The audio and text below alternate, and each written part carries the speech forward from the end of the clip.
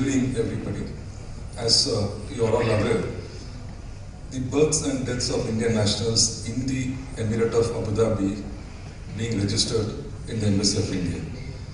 In this process, we realized, taking statistics of past few years, say from 2015 onwards, for a period of January to June. In 2015 alone, there were 88 cardiac arrest death cases reported of Indian nationals. Only in the Emirate of Abu Dhabi, including Alain and Ruwais. It was 97 for the period January to June in 2016. And it went up to 102 in 2017, came down to 95 in 2018. And in this year, in the current year, from January to June, for a period of 6 months alone, I'm only talking about the Emirates of Abu Dhabi. It is 131 Indian nationals recorded dead due to cardiac arrest cases. It's usually shocking when we realized these statistics in the consular section of the embassy, brought to the notice of our ambassador.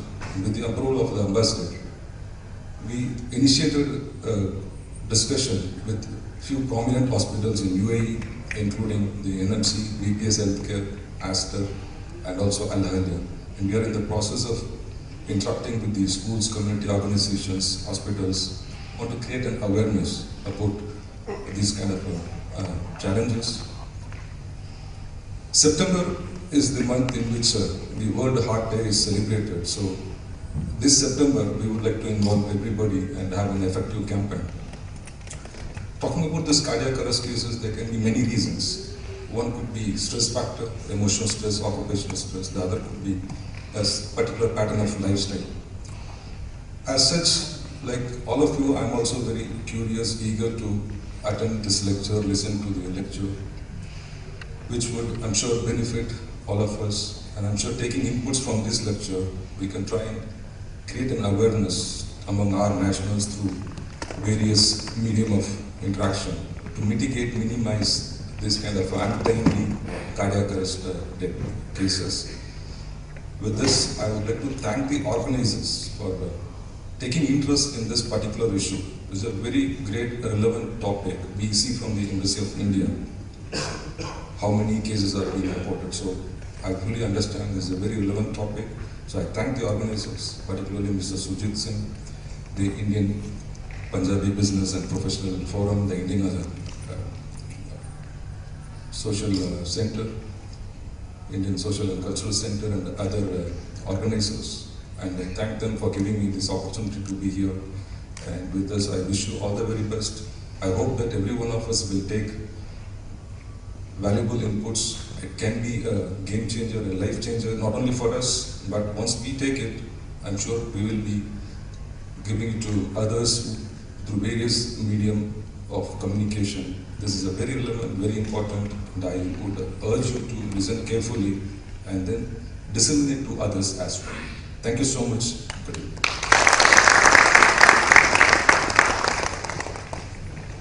Thank you, Mr. Rajab Murugan, for that great note. I'd like to now invite Mr. Surjit Singh, Managing Director of Lecture Group and the founder of IBPPF, to the stage to give a few words on the event and his involvement with it. Let's put our hands together for Mr. Surjit Singh. Thank you, Rajiv. Good evening, everybody. Respected our Chief Guest, Rajab Murugan, Consul Embassy of India, IC President, B. Natarajan, Mr. Padamram Paddy, Mahamir Gupta ji, and all distinguished guests, my colleagues, particularly from IBPPF forum, our sponsors. In very short note, I'll say two or three words. Why Dr. Vishwarup is here today?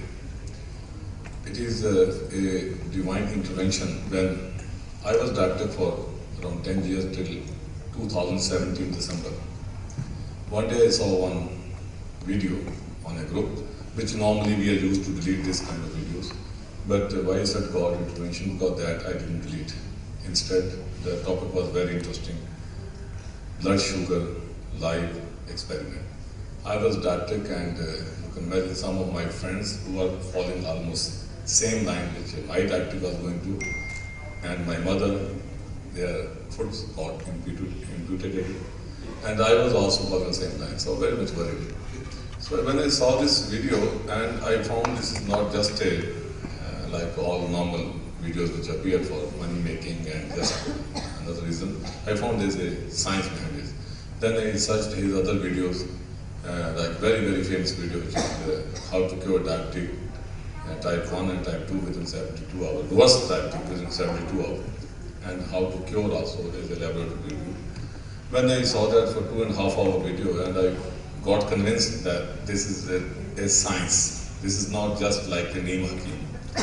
And now was the challenge that how to start it. I contacted doctor on telephone and email, it was not reachable. Then we researched with the help of my sons, and we reached a situation that whatever he said, what he said in all his videos is correct. What are the journals he's referring to, what are the medical science is referring to, whatever the testimonies is referring to, all we found were okay. And then again, the prescription was a little bit difficult, as you will be seeing it today, about DIP diet. In the first line, what he said that you have to cut all the medicines.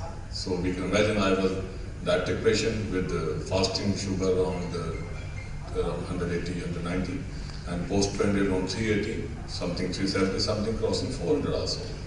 And if you say HbA1c somewhere around 9, I think it was, and my BP was something in the early morning around 100, 102 to upper side 160, 150. So these were, I was taking the tablets for 8 years.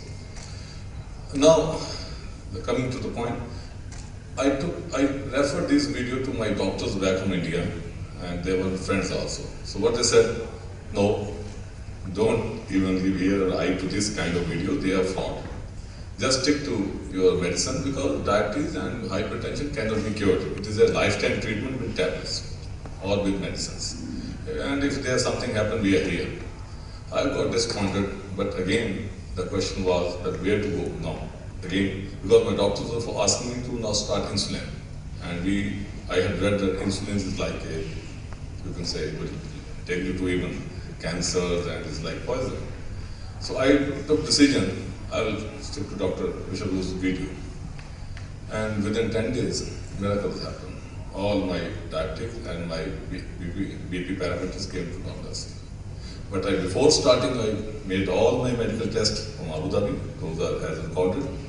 And after 10 days, I ran to India with two things. One, excitement, oh, what happened? Second, anxiety also, what will happen? Maybe I'll die, because my doctor was saying, don't listen to the fraud. Anyway, I told them, this has happened, and I was keeping a record of this. For 10 days, the record they saw.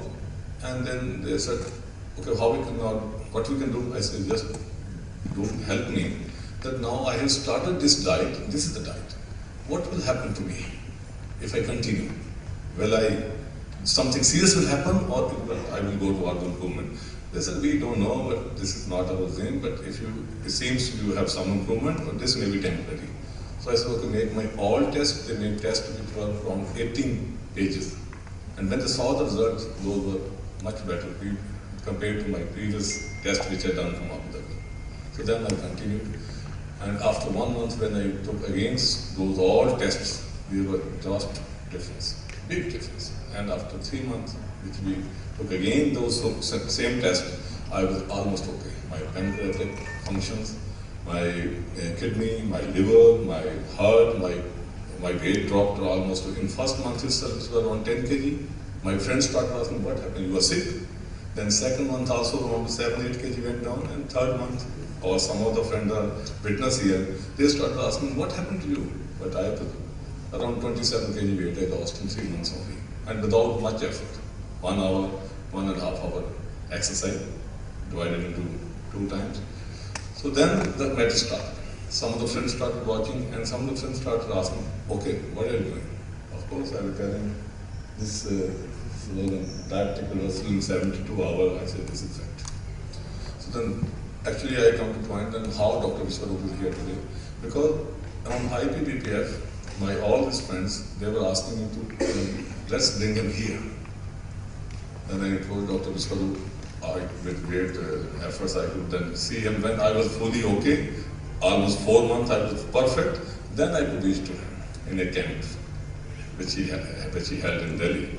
So there then, when I met him, he said, you are already right, why you have come here? I said, I was what I had sent you for my test, but I am okay, but I have come for one reason. One, I have come here to thank you.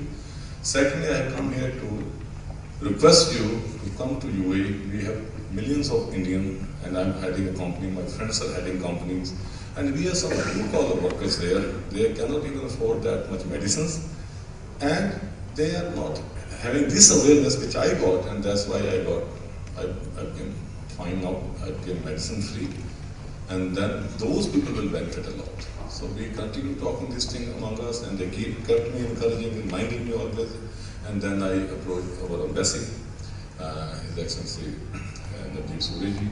I'm grateful to him. He really listened to me very, very, very seriously.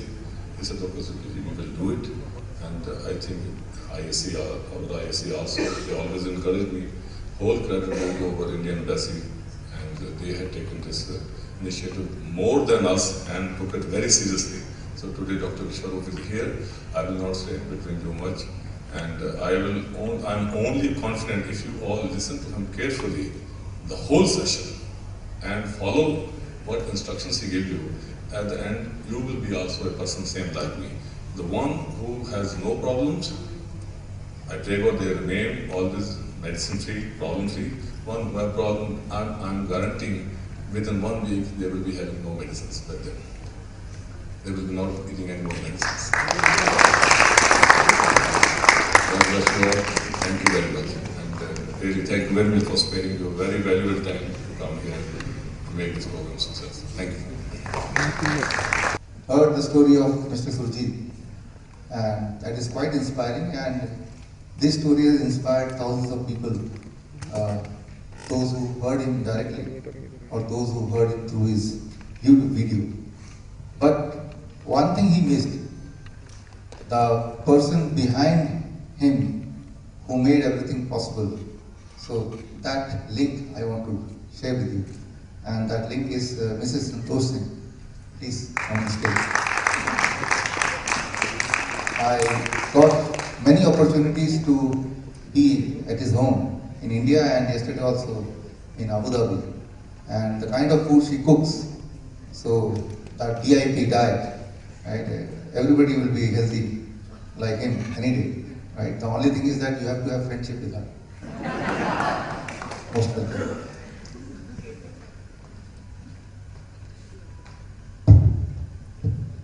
Special honor from Indo-Vietnam.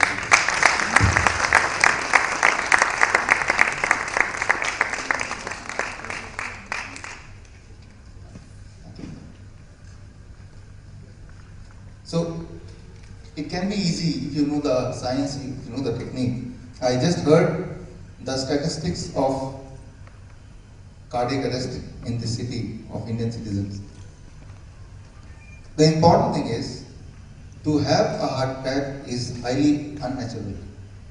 Our body is not designed for that. So I'll talk about it in this next 1.5 hours, and you'll be surprised that, like when you buy a car, along with the 4 wheels, there is a 5th wheel, which we call a stepney. So that while we are in the journey, if something happens to any one of the wheel, if it gets punctured, you can quickly replace that with the extra wheel, and the journey will continue. Similarly, the journey of life should continue for 100 years. For that matter, the God has also given thousands of small stepneys around our heart, so that if one artery got blocked, so immediately the body can replace that with a stepney. So this we call as collateral arteries, which is there with all of you even at this moment also. So just imagine that in spite of having the stepney in your car, still when one of the tire gets punctured, you are not able to continue the journey, what could be the other reason? The reason could be that although there is a stepney, but you may not know how to replace it. Or you may know how to replace it, but there is no tool available for that. Right? So you are stuck. So the knowledge how to replace the stepney, it is not a very huge knowledge. Anybody can learn in just 5 minutes. But that 5 minutes can make some difference. And today's training is all about that. Just little bit understanding, and one cannot die of heart attack. We are not designed, human being for that matter, any animal. Have you ever heard a cat dying of heart attack? So it is not a natural thing to die of heart attack. It is natural sometimes to have a blocked arteries, but blocked arteries leading to death, it is lack of knowledge. To me, it is lack of knowledge. A small knowledge which I am going to explain to you today. If you ensure that this knowledge reaches to everybody, nobody can die of heart attack. It is just not possible. And these all are recognized science, like Nobel Prize winning science. Already it is taught in the medical school. So it is nothing unusual thing. The only thing unusual is why it is not known to the people. That is the only thing. So I strongly believe that you don't need medication, you just need education. And that's what we are going to do in next 1.5 hours. And surely, whatever you are going to see, even from the first slide, the inaugural slide, diabetes reversal in 72 hours. For many people, it seems to be unscientific, and for some people, if they are in medical industry, that it seems to be offensive also. That how can you say that this is 72 hours, right? Had it been 72 days, people still would have believed a little bit. But when they see 72 hours, it seems to be more like a fake kind of thing. Anyway, I am here for next 72 hours in your city, right? So today is 24th, 25th, 26th and 27th. And before I leave, right, I am still there for 3 days. So what I am going to tell you in next 2 hours, in next 3 days you apply it, and third day you contact and you tell me whether it's possible or not. It's a matter of just 72 hours, but I'm going to tell you now if you can do it, right? Just 72 hours for, if not for 100% of the people, at least for 90% of the people. 90% of those who are taking diabetes medication, 90% of those who are taking blood pressure medication, 90% of those who are taking cholesterol lowering drugs, so, or any kind of intestinal troubles. So, and for rest 10%, they will get relief, but not 100% relief. Right? But even if they get 50% relief in next 72 hours, even then it is a great achievement.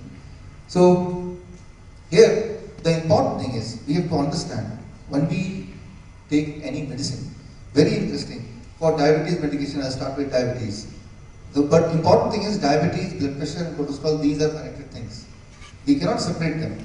You might have started your journey with one diabetes pill, but over the period of 10 years, now ultimately you have collected, you have accumulated, along with diabetes, hypertension, along with hypertension, cholesterol lowering drug, along with that some multivitamin and capsule and some tonic. So now it is a collection of medication. So your journey might have started with one medication, but now it may not be one. For many of you, it may be multiple. So we just say that trying to control blood sugar is a small part of the whole thing. So, but let me start with diabetes. What is diabetes? Diabetes is not a disease. Technically, it is not a disease. It just means high sugar in the blood. That's all. It is a medical condition. It is not classified as a disease. So medical condition is something which can be changed in one moment, right? High sugar in the blood. So, for example, imagine it is a 1 liter bottle, imagine, and my body weight is 70 kg, and if I take out all my blood from my body, there will be about 5 liter of blood, 5 liter of blood. How many bottles I need to put all my blood in the bottle? 5 bottles. So now from one of the bottle I take 1 drop of blood and put in the glucometer, and the reading comes as 100. That means in 1 liter of my blood, the amount of sugar is 1 gram. If it comes 200, this means in 1 liter of my blood, if you take out all the sugar, it will be about 2 grams. So when you check through glucometer, the number you get, that signifies that in every liter of your blood, how much sugar is circulated. First of all, why we need sugar? Very important. And quite understandable. At this moment, you are alive. This means every cell of your body constantly need a source of energy because you are spending energy. So, among all the source our body has, the primary source through which body gets energy is sugar. So, sugar means energy, and the blood as a transporter, it takes the sugar to each and every destination, every cells. Cell burn it, and that is convert that into energy, and because of that you are alive right now. Sugar is good or bad? It is a good thing. High sugar is good or bad? High sugar means high energy. Doctor will say your blood sugar is, my God, 500. He will say, oh, this means I am full of energy, isn't that? So, high sugar in the blood is not good because that is just a transporter. It is just transporting the sugar. So, if too much sugar is in the blood, it is like too much traffic in the city roads. If too much traffic is in the city road, what you can expect? The city will become slow. This means the students will not be able to reach the school at the right time. The ambulance may not be able to reach the destination at the right time. Each one of us will get delayed because of some reason. Who will get affected in the city? Each one of them who stay in the city. What kind of magnitude of effect? That may vary. But one thing is that everybody will get affected if there is a jam in the city. Right? Maybe the vegetable will not reach the shop at the right time. Maybe the child will not get the food at the time when it is required. Everything will be delayed. The same thing happens when there is a more amount of sugar in the blood. Which organ will get affected? It is like asking who will more get affected. Every organ will get affected. So for somebody it may be heart, somebody it may be kidney, somebody it may be eyes, may get affected more than any other organ, and that is what is called genetics. So genetics come later, when body will decide that which one will get breakdown first. Then comes genetic, right? So here, sugar is high, then what is the problem? You understood a little bit. So your intention will be to lower the sugar. Now to lower the sugar, you take a pill, all kind of medication, and then you check in the glucometer, and now you get a favorable reading, lesser reading. One interesting question I would like to ask you, you take a medicine and the blood sugar is demonstrated in the glucometer less than what it was before, where the excess sugar went. How magically it went away? Do you think that the medicine pulled the sugar from the blood and threw out of your body? It did not happen. It did not happen. Then what exactly the medicine does? The important thing before you take the next medicine, the important request to you, before you take the next medicine, you must ask yourself whether you take blood pressure medicine or cholesterol medicine or diabetes medication, that I take the medicine, what is my expectation? My sugar should be lower, but you must ask how it is doing it. What is the mechanism? So that is your duty. So sugar is lower, this means the excess sugar must be going somewhere. Where it has gone, this you will find out. Let's try to find out through some example. I need the suitcase here. Thank you. Okay. Thank you. So this is my luggage. I packed it, but it is too much of things are here, so I could not fit these two things in the suitcase. No more space. But if I ask you, can any of you help me to fit these things inside the suitcase? At least, who will try? I need maybe 2 or 3 people. Who can try? One. Please come. I literally want that these should not be outside, it should be inside the suitcase. One. And anybody else who would like to help him so that he can do it faster? Please come. Please come. So now there are 2 volunteers, and along with me, maybe 3 of us will try to fit these 2 things in the suitcase. So earlier I could not do it when I was doing it alone.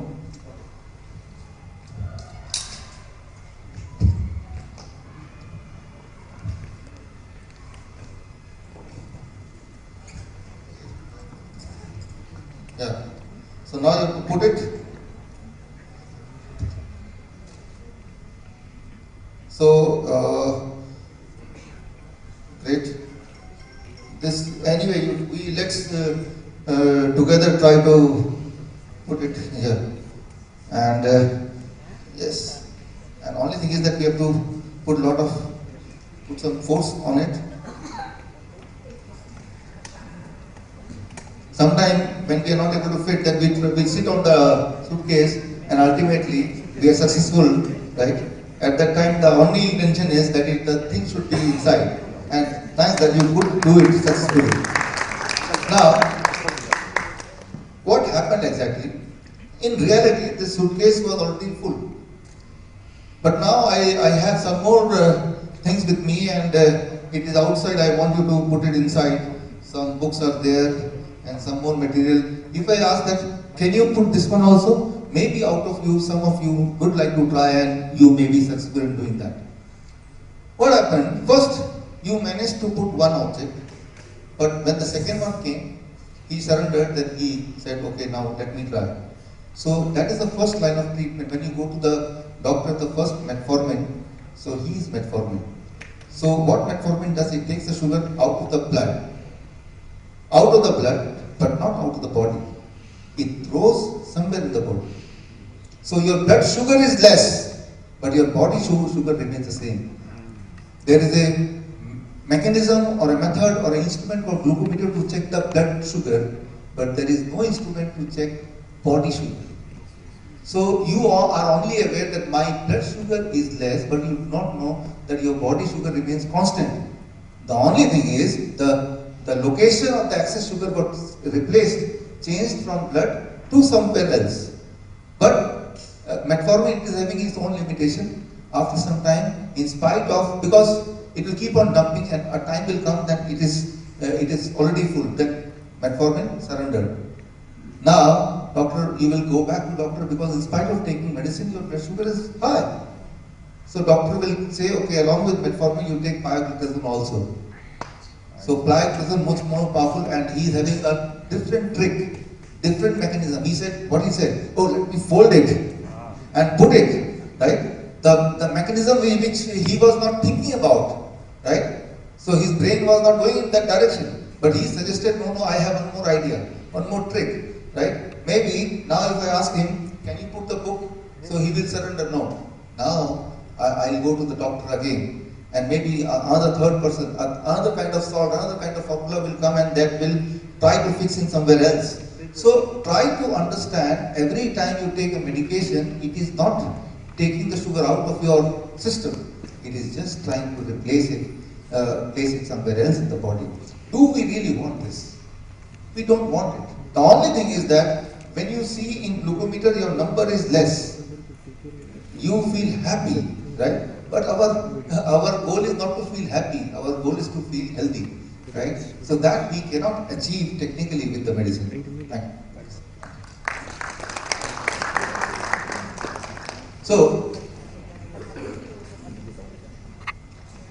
So the most important thing, that medicine cannot bring health, at least as far as diabetes medication is concerned. And a time will come, as it happened with Mr. Surjit Singh ji, that the doctor will say that all this medicine I gave, but still the blood sugar is high, now it is the time for insulin.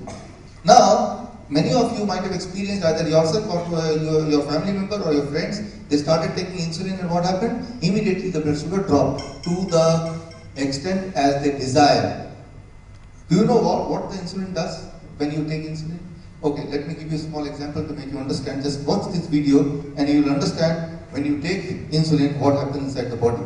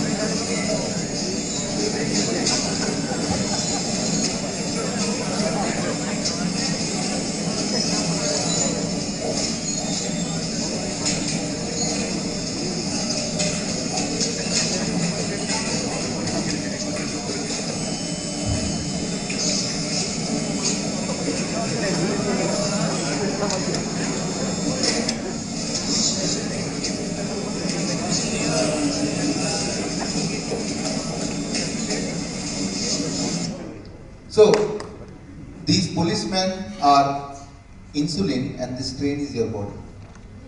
So every time you take insulin, it's something like this which happens to your body. Just imagine if you happen to be in this kind of train, maybe for 1 or 2 hours you can survive. But if you have to live in this kind of situation, in this kind of suffocation for some days, what will happen? Same thing will happen as it is going to happen with those flowers inside the suitcase. Right? Maybe after 2 hours, if I take out the flowers which is there in the suitcase, fit by pioglitazone, right? What you can expect out of the flower? It will die, right? So many times the doctor says you go to any hospital, the doctor, the sister, the nurse is trying to convince the family member of the patients. We are very sorry the patient died, but the good thing is his blood sugar is still normal. So trying to understand that what is our goal? Our goal is not to control the blood sugar at all, our goal is to bring back the health, right? And that cannot be achieved by taking medication. Because medication do not decrease the body sugar, it may decrease the blood sugar. Now, one important question could be at this point of time that if that is so, then why this medicine is being prescribed, right?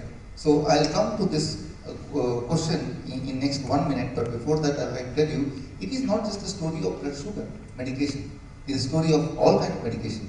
All kind of medication, if you just try to focus on the mechanism they are using to help you to give the desirable parameter, then you will know that it is killing you slowly. I'll give you one example to make you understand. So if I talk of blood pressure, you tell me which one seems to be correct. High blood pressure leads to heart disease or risk of brain stroke, or risk of brain stroke and heart disease leads to high blood pressure. Which one seems to be correct? First or second? First. If you happen to go to a doctor and they discover that you have a high blood pressure, they will say you have high blood pressure, so you have a risk of heart attack. You have a risk of dying of brain stroke, isn't it? It is very commonly heard thing.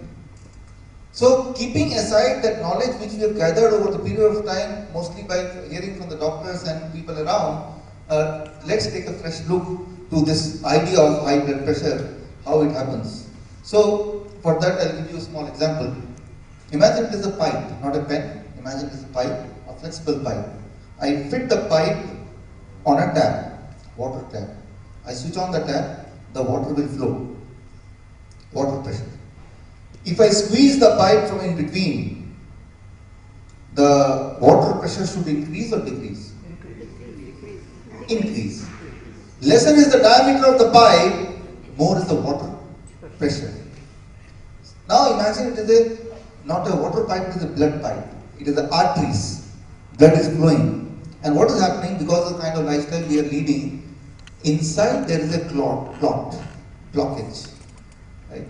So slowly it develops. So the diameter will reduce. As the diameter shrinks, what will happen? The blood pressure will increase. And if that blockage is near the heart, it is called heart disease. But the blood vessel is everywhere. Right? There are 100,000 kilometers of arteries around our body. If that blockage is near the kidney functioning will slow, it will be called kidney disease. Will relate with kidney. If it is liver, will relate with liver disease kind of thing. But the truth is, it is the blockage which is reducing, shrinking the blood vessel. So the blockage is causing high blood pressure, and blockage itself is heart disease. When you take the medicine, the kind of medicine which you take to control the blood pressure, do you think the medicine is eliminating the blockage, leading to again normalizing the blood pressure? Answer is no. Medicine cannot do anything to eliminate or reduce or control the blockage. But instead, when you take the medication of blood pressure, it tries to interfere with the heart functioning, tries to force the heart to function less, so pump less, and as a result you get the desirable number. But you start feeling more sick, because after all your heart has become weak, so the blood pressure has reduced. Now come again. high blood pressure leads to heart disease or heart disease leads to high blood pressure. So now you could relate, it is the heart disease and the high blood pressure is the outcome. It is not the disease itself. I'll give you one example to make you understand. Imagine I throw a sweet and we come after 2-3 hours, but we find it out? Ants. I give you a gun, kill all the ants. How many days or how many hours will it take to kill all the ants? Never, because more you kill the ants, some more will get collected. So, but what is the solution? You remove the sweet and the ant will not be there. Ant itself is not a problem. Problem is the sweet. But our focus is towards the ant. And with this focus, what is happening? The bullet selling company, you become their permanent customer. Right? There cannot be a day when you say, okay, now it is ant free. Cannot be. I only want to tell you that you try to find which is the sweet and throw it out. The problem will be vanished. Right? So if we are focusing on the wrong cause, which is not a cause, and we are thinking it is a cause and trying to treat the cause, symptom is not a cause. Diagnosis is not a cause. The problem is not high blood pressure, that is the outcome. The problem is not the ant, that is the outcome. Ant itself means there must be some sweet. If we see there is an ant around on the floor, what we think? There must be some sweet. So instead we try to remove the sweet. So it is very simple. How much time will it take to remove the sweet? 1 minute. How much time will it take to remove the ants? Lifetime. So that is what is called diabetes, that is what is called blood pressure, and that is what is called high cholesterol. These things are as simple as remove the sweet and as difficult as trying to kill all the ants. That is how it is. So now again the question comes, the logical question comes, if these medicine do not contribute in making your life longer and healthier in any way, then why it is in the market? Why the government has approved it? Why it is being sold in the market? Why it is being prescribed by the doctor? After all, it has gone through rigorous, many kind of medical trials and lot of research work, and then it has reached to you. Lot of scrutiny, and these things are done by the people who are really honest people. So in spite of all this, how the things can go so wrong? Just one slide will make you understand this. Half of all the clinical trials are never published. Half of all the clinical trials happen in this world never got published. Trial happened, but the result is never got published. I'll give you one example to make you understand, and then we'll try to switch to the solution part. First, we have to understand what is the problem. If you don't understand the problem, we will not be able to appreciate the solution.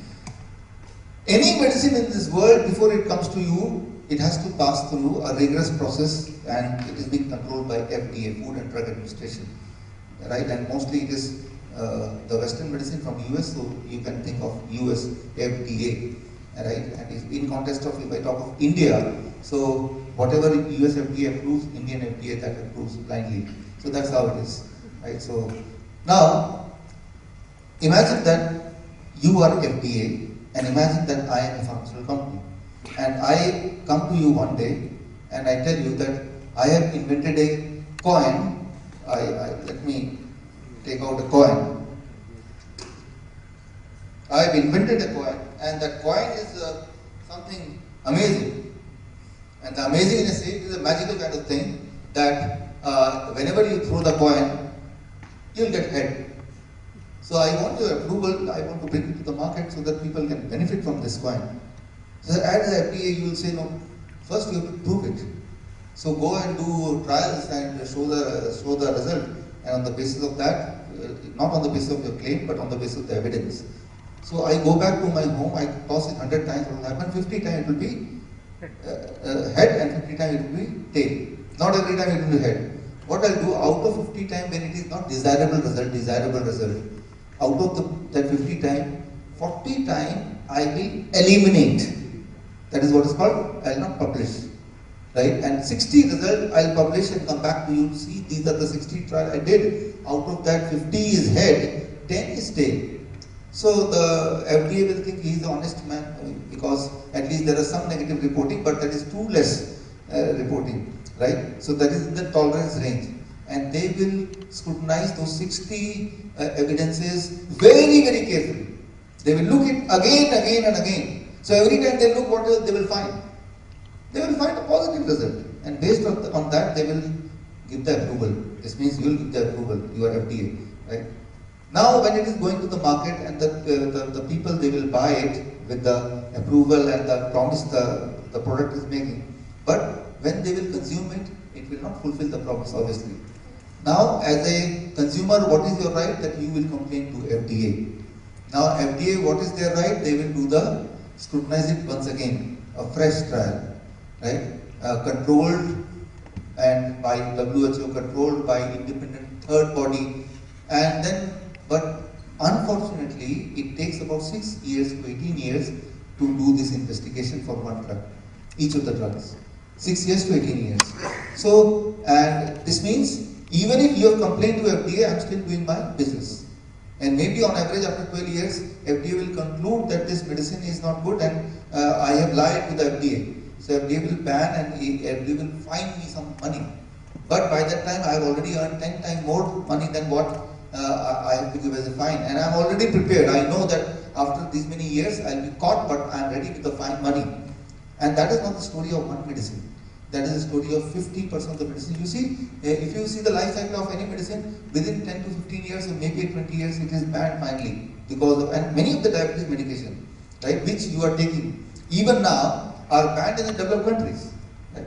Many of the diabetes medication. I'll come in between, I will tell you. Right? So those which are no more sold in developed country, but they push it in the developing countries. Right? So that is the reality of the medical trials. And if you want to do the research and if you want to know detail about it, detailed story. These are not my cooked stories. These are all already there in the mainstream. Now, in last 4 years, these are being discovered. Right? Only last 4 years. So, British Medical Journal, the #1 journal of the world, you know, they, as a sense of responsibility, along with some more organizations like that, they started something called alltrials.net.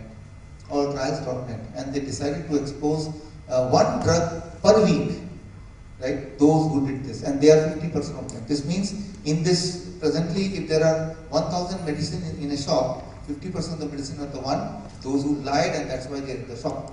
50%, and that is not my estimation. It is already mainstream report, and you can access that report, which is official, right, through alltrials.net. And because the effort of alltrials.net, what is happening? Slowly and gradually, every week, one or the other drug is getting banned by FDA. But by that time, millions of people already consumed and thousands of them already died because of, not of the disease, but because of the side effect of the medicine. Right? So here is the truth, that in spite of the medicine will never work, still they are in the market because till now, the drug company, they used to use this kind of tactics, which I just gave an example, and these all examples, right, I've taken, if you go in detail, you will understand it. I want to tell you one thing, that especially of high blood pressure. High blood pressure cannot be a problem at all. For example, I'm standing in front of you and suddenly I see a snake, what will happen? I'll just jump, right? I'll just jump and I'll be alert, I'll try to protect myself, I may run. At this time, if you check my blood pressure, what it could be? 200 by 100, 250 by 150. So am I a high blood pressure patient? Certainly not, you know it, right? So a zebra in the jungle, when it senses that there may be a danger, a tiger, what happens? The blood pressure increases, the heartbeat increases, the pulse rate increases. He could see more clearly, he could hear more clearly, he is more alert, he is ready to fight or flight. So when your blood pressure is higher, your body prepares for some expected or unexpected emergency situation. Right? So it is a protective mechanism given by the God since the time we used to live in a jungle. Right? So the moment you enter the hospital, you look at the doctor. Right? The moment you look at the doctor, your blood pressure increases. Right? So older is the doctor, more is the blood pressure. More expensive is the hospital, the higher is the blood pressure. More famous and more number of degrees the doctor is having, which you have read already outside, your blood pressure is too much. And now when the doctor checks your blood pressure, the doctor will say, look, your blood pressure is so high, and he is right. But who is responsible? The doctor is responsible. Right? And this is known as white coat syndrome. It is called white coat syndrome. The moment you look at white coat, your blood pressure increases. So medically it is called white coat syndrome, and according to American Journal of Cardiology 1987, 80% of the patients have higher reading in the doctor's office. 80% of those who are taking high blood pressure medication, they are in reality do not have high blood pressure. It is just a moment when it is being checked in the doctor's office. So this means if 100 people are taking blood pressure medication, out of them 80 are not suffering from hypertension, they are suffering from white coat syndrome. Right? So and that is as much as 80%. Now you see, blood pressure. If I ask you one simple question, what should be the standard blood pressure, healthy blood pressure? Any answer with you? 120 by 80. Wherever I go, whichever country, I have this kind of training, even among the laymen or among the doctors, I always get one number, 120 by 80. Right? So, but you'll be surprised this number is not there in the medical journal, it is there in the newspapers. Mainstream media, not mainstream medical journal. I'll come to it within the next 2 minutes, but before that I'll tell you. So with this idea that 120 by 80 is the healthy range, right? So if any doctor take this idea, then what will happen? You see, Norway is a country where the average blood pressure of a citizen is 150 by 90, average. And Norway is a country with the highest, one of the highest life expectancy. People normally live till 80 years. Now if a doctor from here goes to Norway and he checks the blood pressure of the average citizen, what will say? My God, everybody is going to die of heart attack. We must reduce their blood pressure immediately, right? And this is not my opinion. It is just a mainstream idea nowadays. According to Journal of American Medical Association, 2013, implementation of the present European guideline would level 76% of the Norwegian adult as having high blood pressure suitable for drug treatment. Right? They themselves are confused that those otherwise they are healthy, but if they use this parameter, then most of them will be labeled as high hypertension patient and thus unnecessarily will be given a medication. This means what blood pressure is suitable to you, only you know. Nobody else knows. Right? One shoe may not fit everybody. On the other hand, if you see a small island in Andaman Nicobar, you have gone anybody? There are many islands. In one island there is the tribe lives, they are called Jarawas. I'll talk about them more. Jarawas are the tribe, they are never ill of any lifestyle disease, and if you check their blood pressure, average blood pressure is 100 by 60. Now just imagine if by any normal standard if you try to evaluate, you will see, my God, they are having very, very low blood pressure. We must do something to at least bring it to 120 by 80. So the reference range 120 by 80, it seems to be something unscientific, or the unscientific is even thinking in terms of referring to any number. Right? The most important thing is what makes you feel comfortable, and that can be different for you, it can be something else for you, or something else for somebody else. So trying to achieve a number is like that you are given a shoe and you are asked to fit that shoe. So if it is tight, you try to cut your leg or some maybe your toes so that it gets fit, right? So idea is not to fit in other shoes, right? Idea is to see what makes you comfortable and you take that shoe as your shoe. So there is a huge misunderstanding about the concept of blood pressure, right? If you see the history of blood pressure in last few years, before 1993, Joint National Committee. Joint National Committee is the organization, they are responsible to decide what blood pressure should be called as high blood pressure. Before 1993, it was 160 by 100. Anybody having high blood pressure means 160 by 100 and above are suitable for drug treatment. But after that, it made 140 by 90. Now you are saying 120 by 80. Maybe by the end of this month, this year, it will become 115 by 75. And if it happens, only those people will be called healthy, those who do not check their blood pressure. Anybody checking the blood pressure will be labeled as a blood pressure patient. So only when you remain healthy, don't check. Right? So, here, you see what is happening. Now you try to go back to 1993 and before that and think how many people you could recollect, those who are taking high blood pressure medication. Now you look now at this instant, how many people you know who are taking high blood pressure medication.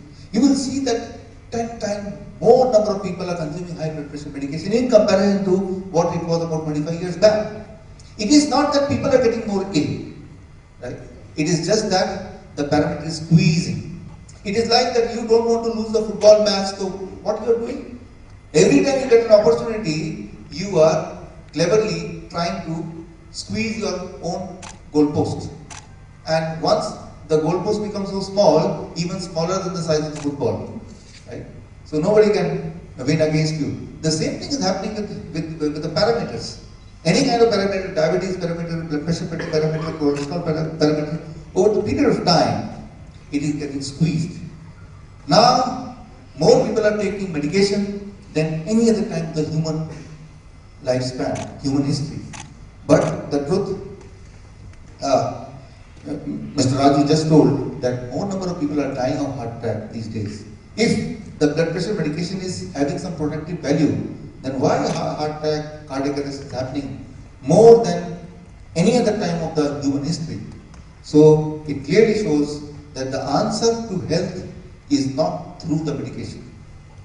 It cannot be through the medication, right? It has to be something else. So that is what we are going to understand and discuss now. So here, one thing you have to understand, according to Center of Disease Control, US body, 73% of the diabetes patients are also on antihypertensive drugs. Very true. If you are taking diabetes medication, trying to control the blood sugar, eventually it leads to increase in blood pressure. And then when you go and complain and doctor checks, by chance your blood pressure is high, instead of stopping the blood sugar medication, which is the cause of this, they try to give one more medication. So that is a trap. So let's try to understand the mechanism of it in next 1 minute with just one slide, and that will conclude most of the things, questions around these things. That is one of the greatest trial called Accord trial. Accord trial is the biggest ever trial on diabetes medication, biggest and very influential trial. In Accord trial, about 10,000 people were enrolled. 10,000 people were enrolled. All of them were having high blood sugar, and they decided to divide it into group 5,000 and 5,000. One group of people, blood sugar is high, all of them were given medication to lower the blood sugar, right, within the range. Another group were not given any medication. And they decided to see the trial for next 6 years. What happens? By the time it was 3.5 years, the group who were receiving the medication, hence controlling the blood sugar, 22% more death could be seen. And in a fear that more people will die in this group, the trial was stopped within 3.5 years itself, right? And then the conclusion comes that diabetes medication has nothing to do with improving your health or nothing to do with making your lifespan longer. What it causes, 22% more death, what it causes, 36% more cardiovascular related death. So it causes heart disease, and that causes high blood pressure. Ultimately, because of this medicine, you are getting one more medication that is called high blood pressure medication. Increased weight by 10 kg, increased fluid retention.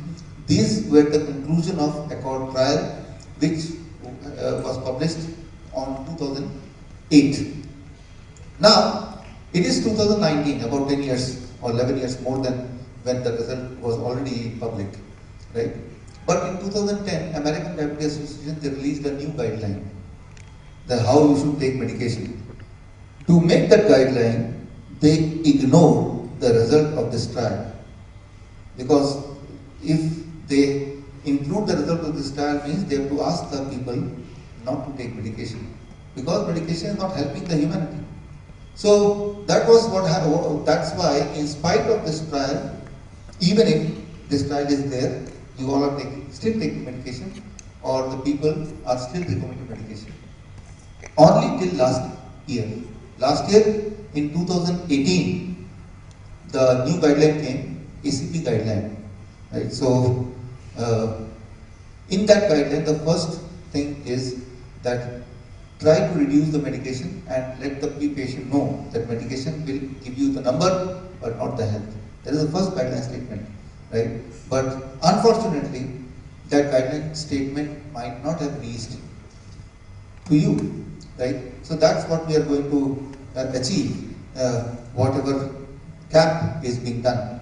So here there is one more element, the third element to it, and without including that element, this will be incomplete, and that is the cholesterol lowering drugs, high cholesterol. So any one of this, if you start, eventually you will be recommended rest of the two. Why? Because the cholesterol lowering drug, if you be on this drug for 6 months to 1 year, it causes several other side effects, which includes diabetes or muscle damage or memory loss, even erectile dysfunction within 6 months to 2 years. And these are official things. FDA warning 2012. These are official things. These are official documented things. The only thing is it is not told to you, right? So if it is not told to you, that does not mean that the medicine when you take, the side effect will not happen to you. Still it will happen. Right? You do not know, you are ignorant, but that will having nothing to do right when you are consuming the medicine. So when you are consuming cholesterol lowering drug, be ready, be prepared that you are yourself causing your body a diabetic patient. You are creating diabetes inside you, and that is already official, right? So when you buy medicine, if you buy a big box of medicine, in the warning it is already written, but we don't buy a big box, right? So the outer box is having the warning, but you just buy the leaves of medicine. So in that, these warnings are not there, right? So sometimes you try to buy the big box, you will find the warning, right? So now, one more shocking thing I will tell you, that when you say cholesterol lowering drug, you should be aware in this world there is no medicine which can reduce your cholesterol. There is no medicine which can reduce your cholesterol. But then you will say, doctor has given me cholesterol lowering drug. I will ask you, what is that medicine name? You will read, it is called atorvastatin, some statin, right? But I will ask you, statin, you check in the Google, what is the scientific name? Check on the internet, check anywhere, check to the doctor, ask him, your cholesterol, you are saying it is cholesterol lowering drug, can you give me the scientific name? The scientific name of cholesterol lowering drug, it is called HMG coenzyme inhibitor. The scientific name is not cholesterol inhibitor. Inhibitor means stopping to build that chemical, right? It is called HMG coenzyme inhibitor. The statin which you are taking is not cholesterol lowering drug. Scientific name is HMG coenzyme inhibitor, right? So it is something else. So what happens here? It is something which you must know if you are on this drug or if you are on any drugs. What happens? HMG coenzyme is the kind of chemical which your body produces, and this chemical produces one more path called mevalonate pathways, and against this pathways, body produces several kind of chemical including cholesterol, and each of the chemical is having its role in your body. I'll give you one example only to make you understand the whole concept, and then we'll move to the most important part. And for example, in our whole body, all the muscles, when you use for a certain period, they get tired, leg muscle, arms. One muscle which never get tired, which is that muscle? Heart. Even tongue get tired if you keep on speaking. Heart. There may be some exception, but still, right? Heart. Since you are born, it has never stopped, but still it is not getting tired. You never give a rest. Do you want to give a rest to the heart? You have been working since childhood. Why don't you take few minutes rest? You will be on permanent rest. You know that. So you will not do it. You will not dare to do it. Why the heart muscle never rest? Why you do not need rest? Because of one contribution of one chemical that is called CoQ10. Right? But this is produced by mevalonate pathway, and this is the initiation of HMG coenzyme. So similarly, each of the chemical is contributing towards certain kind of activity, including one chemical is protecting you from cancer, the other chemical is giving you immunity, the third chemical is signaling system controlling the heart functioning. So, and one chemical, cholesterol, which is the most important chemical when any new body cell is produced. Every day thousands of our cells are dying and thousands of new cells are producing. The outer layer of the cells is made up of cholesterol. So each one of the chemical is formed, is doing certain activity for the body, and it is being initiated by HMG coenzyme. But what you do in the morning or in the afternoon, you take a statin, cholesterol, so-called cholesterol lowering drug, and it works here. it does not reduce cholesterol here. It blocks the production of HMG coenzyme. Since it is blocking it, obviously now when you check your cholesterol level, it should reduce, right? But along with the reduction of cholesterol level, what else will happen? The rest of the chemical will also get reduced, including CoQ10. So as a result, now within few months, what will happen? You will report that now you are getting tired too early, right? You are not that strong. Your heart is not strong. You will go back to doctor and say that last few weeks, I feel that I am not feeling strong. I always feel tired. Doctor will understand that you are on cholesterol lowering drug. Doctor will say, why don't you take CoQ10 capsule also? He will not ask you to reduce cholesterol lowering drug. He will ask you to add one more tablet. So try to understand this cholesterol lowering drug. If you know a little bit the origin of it, the history of it, you will understand the whole science, commerce and arts of it. In 1970s, the US Army, they went to China and they found a plant called red rice plant. It is a unique plant. In a hostile environment, it grows, and around it, a lot of insects are always surrounded by a lot of insects and a lot of other kind of small creatures which can kill and attack and can be threatening to the survival of that red rice plant. So God has given one power to red rice plant that it can spray some chemical on those insects who are coming close to the plant, and that chemical can kill the insects. And the chemical which is being sprayed by that plant, what is the name of the plant? Red rice plant. That chemical is called statin. So the poison which the plant is spraying to kill the insect, that poison is what we are eating. So the poison which is poison for rest of the insect is also poison for you. So if you want to take back one thing for you, I will say at least throw the cholesterol out of the window. But don't throw the cholesterol out of the window, because I don't want that animals should also get an access to this. This even animals should not eat. So many times my patients say, doctor, I have already bought one leaf of cholesterol. This let me eat. Already I spent a lot of money. I will not buy again. So I don't want your money to get wasted. I can give you some better idea. You take the cholesterol lowering drug, that is statin. You take kapoor. Kapoor, you know? What is it called in English? Camphor, right? Right. So you make a powder of it, mix it, and you burn it. The smoke of it in your room, all the insects will vanish. So you see, you get a solution. So it can kill and it can help you get rid of the insects and mosquito, right? So if you find a lot of mosquito insect in your house, let cholesterol lowering drug help you, right? So at least your money is saved, right? It not got wasted. So now you have understood a little bit about cholesterol lowering medicine. You have understood the mechanism of blood pressure medication. You understood the mechanism of the diabetes medication, and these things are now official. When I say now, it is in last 3-4 years only, especially last 1 year.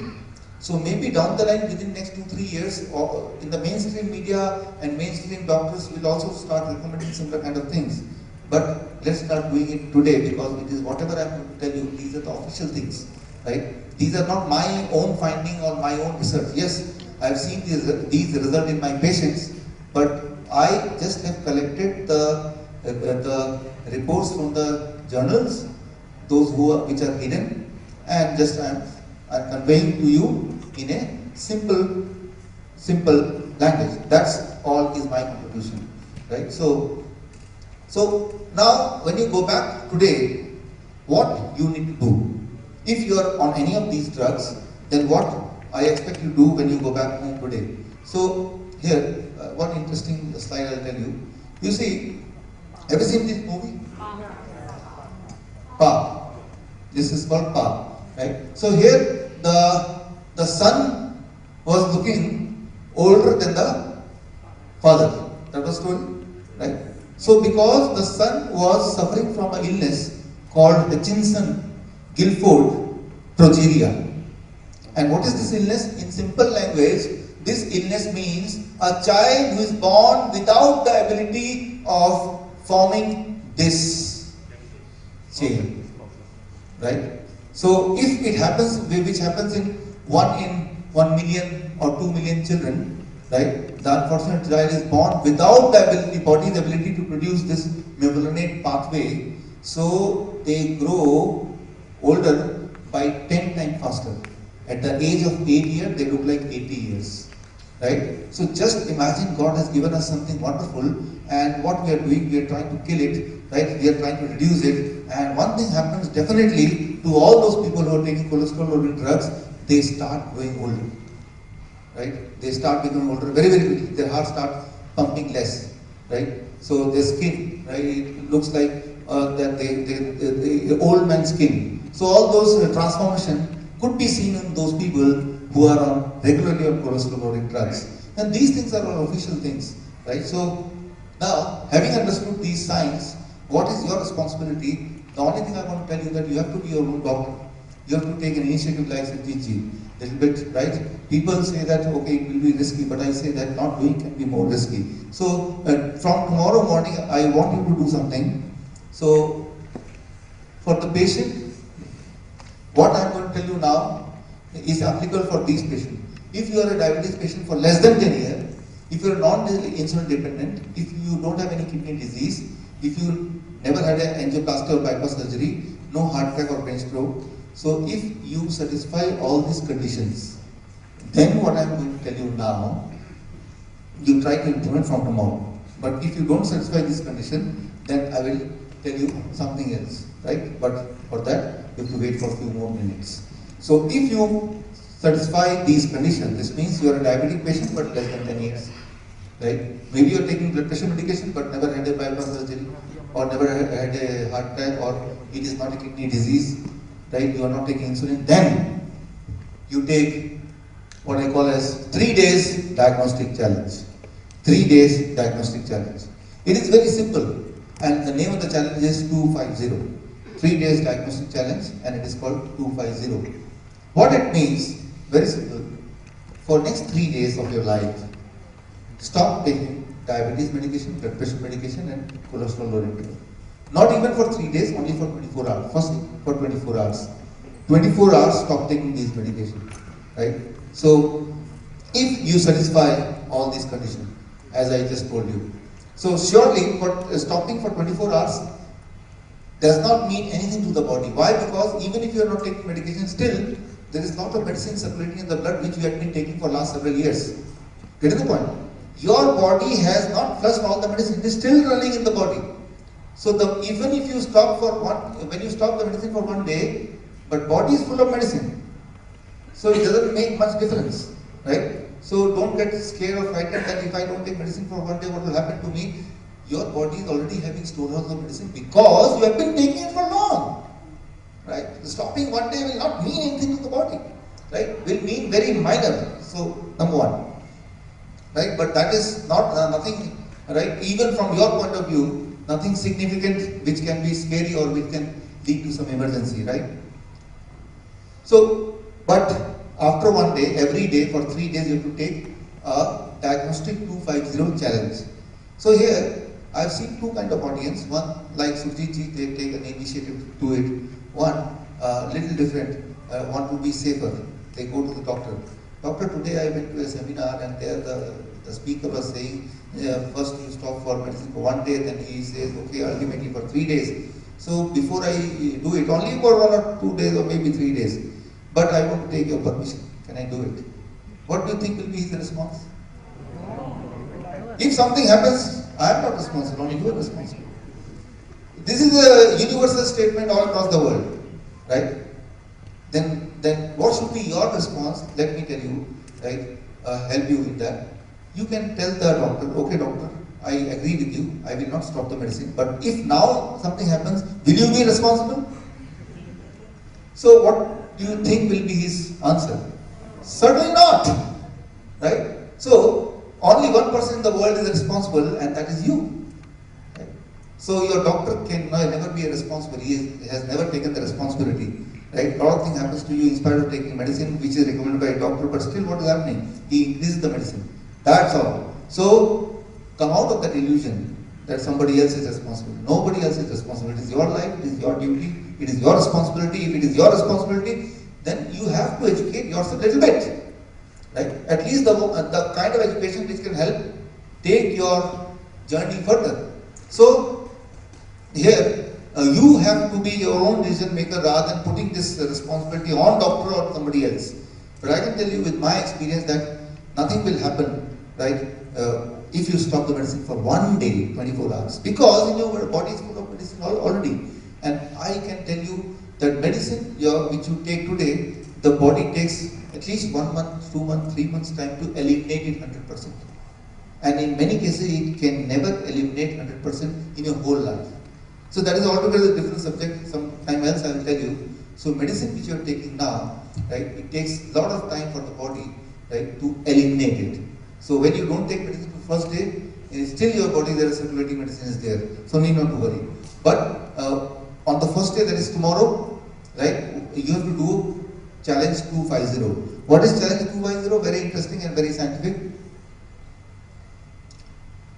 Check your blood pressure, maybe in the evening, and add your systolic and diastolic, top and bottom. If it is less than 250, then you are in safe range, right? And this is based on Cochrane database and JNC. Now the latest blood pressure, blood pressure recommendation is from JNC 8, Joint National Committee 8. So, and Cochrane collaboration is one of the very reputed organization, and they don't take any donation from pharmaceutical company or a private organization. They take donation only from the government organization, right? So about 125 countries are supporting Cochrane collaboration, and they you can depend on their reports. So according to Cochrane collaboration, it is 160 by 100, and beyond that, if the blood pressure rises, only then the medicine can give you some relief. And according to JNC 8, it is 140 by 90, and for some people it is 150 by 90. So you take the middle path. You don't get confused in these things. Let me make it simple for you. You take the blood pressure and you add systolic and diastolic. If it is less than 250, assuming that tomorrow you are not taking medicine, but it comes less than 250, you are in a safe range. Safe range, right? That is the first day. Now you go to the second day of not taking medication. This means by second day your body has eliminated most of the medication, right? But still there may be a fraction of medicine. But still your body is able to maintain a blood pressure less than 250. Then proceed to third day without blood pressure drug. And again you check the blood pressure. If on the third day also your blood pressure body is able to maintain less than 250, this means this is the original, your normal blood pressure, which the body is able to maintain without the intervention of any drug or any kind of chemical. So this means you are not a hypertension patient and you don't need any drugs. You can safely stop the medication. So, and that is for blood pressure medication. So you have to first check whether the medicine which I am taking, I really need it, whether I am a true blood pressure patient or not.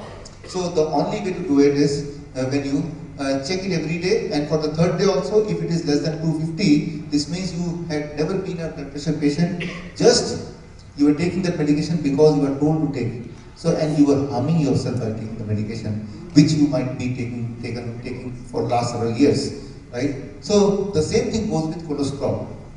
You see, in cholesterol there are so many terms.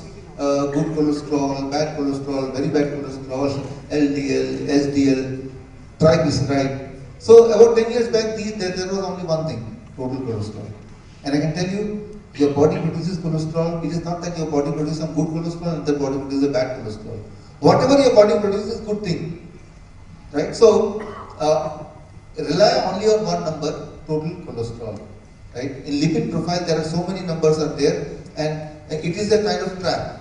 If your total cholesterol okay, then check the LDL. If that is okay, check the HDL. If that is also okay, check VLDL. If that is also okay, check triglyceride. And one or the other will be out of the range, and then it is a trap, right? So what is happening that with every year one new terms is adding, and that is ensuring that if your rest of things are okay, surely this thing will not be okay. That means your chances of taking the medication, right, that increases. So don't get confused in it. You just depend on one thing, and that is the total cholesterol. And at the end of the day, the total cholesterol is less than 250, right? Again, you will say from where I got the number 250. Again, it is an evidence-based number, right? And I have written the book, High Cholesterol, a Medical Fraud, right? I have two copies, one for guest of honor, one for chief guest. How should I? Please. Thanks.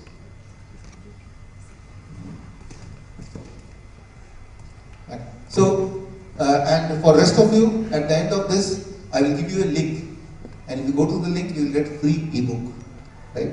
So, there it is a very thin book, as you've seen, and it will take half an hour for you to read, and then you will understand that how I got 250. It is all evidence based. If total cholesterol on third day, need not to check every day. On third day, you can check total cholesterol. It comes less than 250 without the intervention of medicine. This means surely you don't need cholesterol drug also. Safely, you can stop it. Now comes the blood sugar, diabetes. For 3 days, you stop the blood sugar medication, but you do the test all the 3 days. Tomorrow, assuming you are not taking the medicine, but tomorrow you check the fasting blood sugar, you check the post blood sugar before going to sleep. Assuming that the last thing you ate should be at least 2 hours before going to sleep. This means you finish your dinner by 8 p.m., you will sleep at 10. Before going to sleep, you check the blood sugar, fasting blood sugar check, you add and divide by 2. If it comes less than 250 mg per deciliter, first day, then do it second day, then third day, and consistently if it is coming less than this means you don't need the blood sugar medication also. This is in line with the latest recommendation which was released last year, ACP guideline. The ACP guideline, at the end of this training, I have a physical copy of in the plain language summary of that.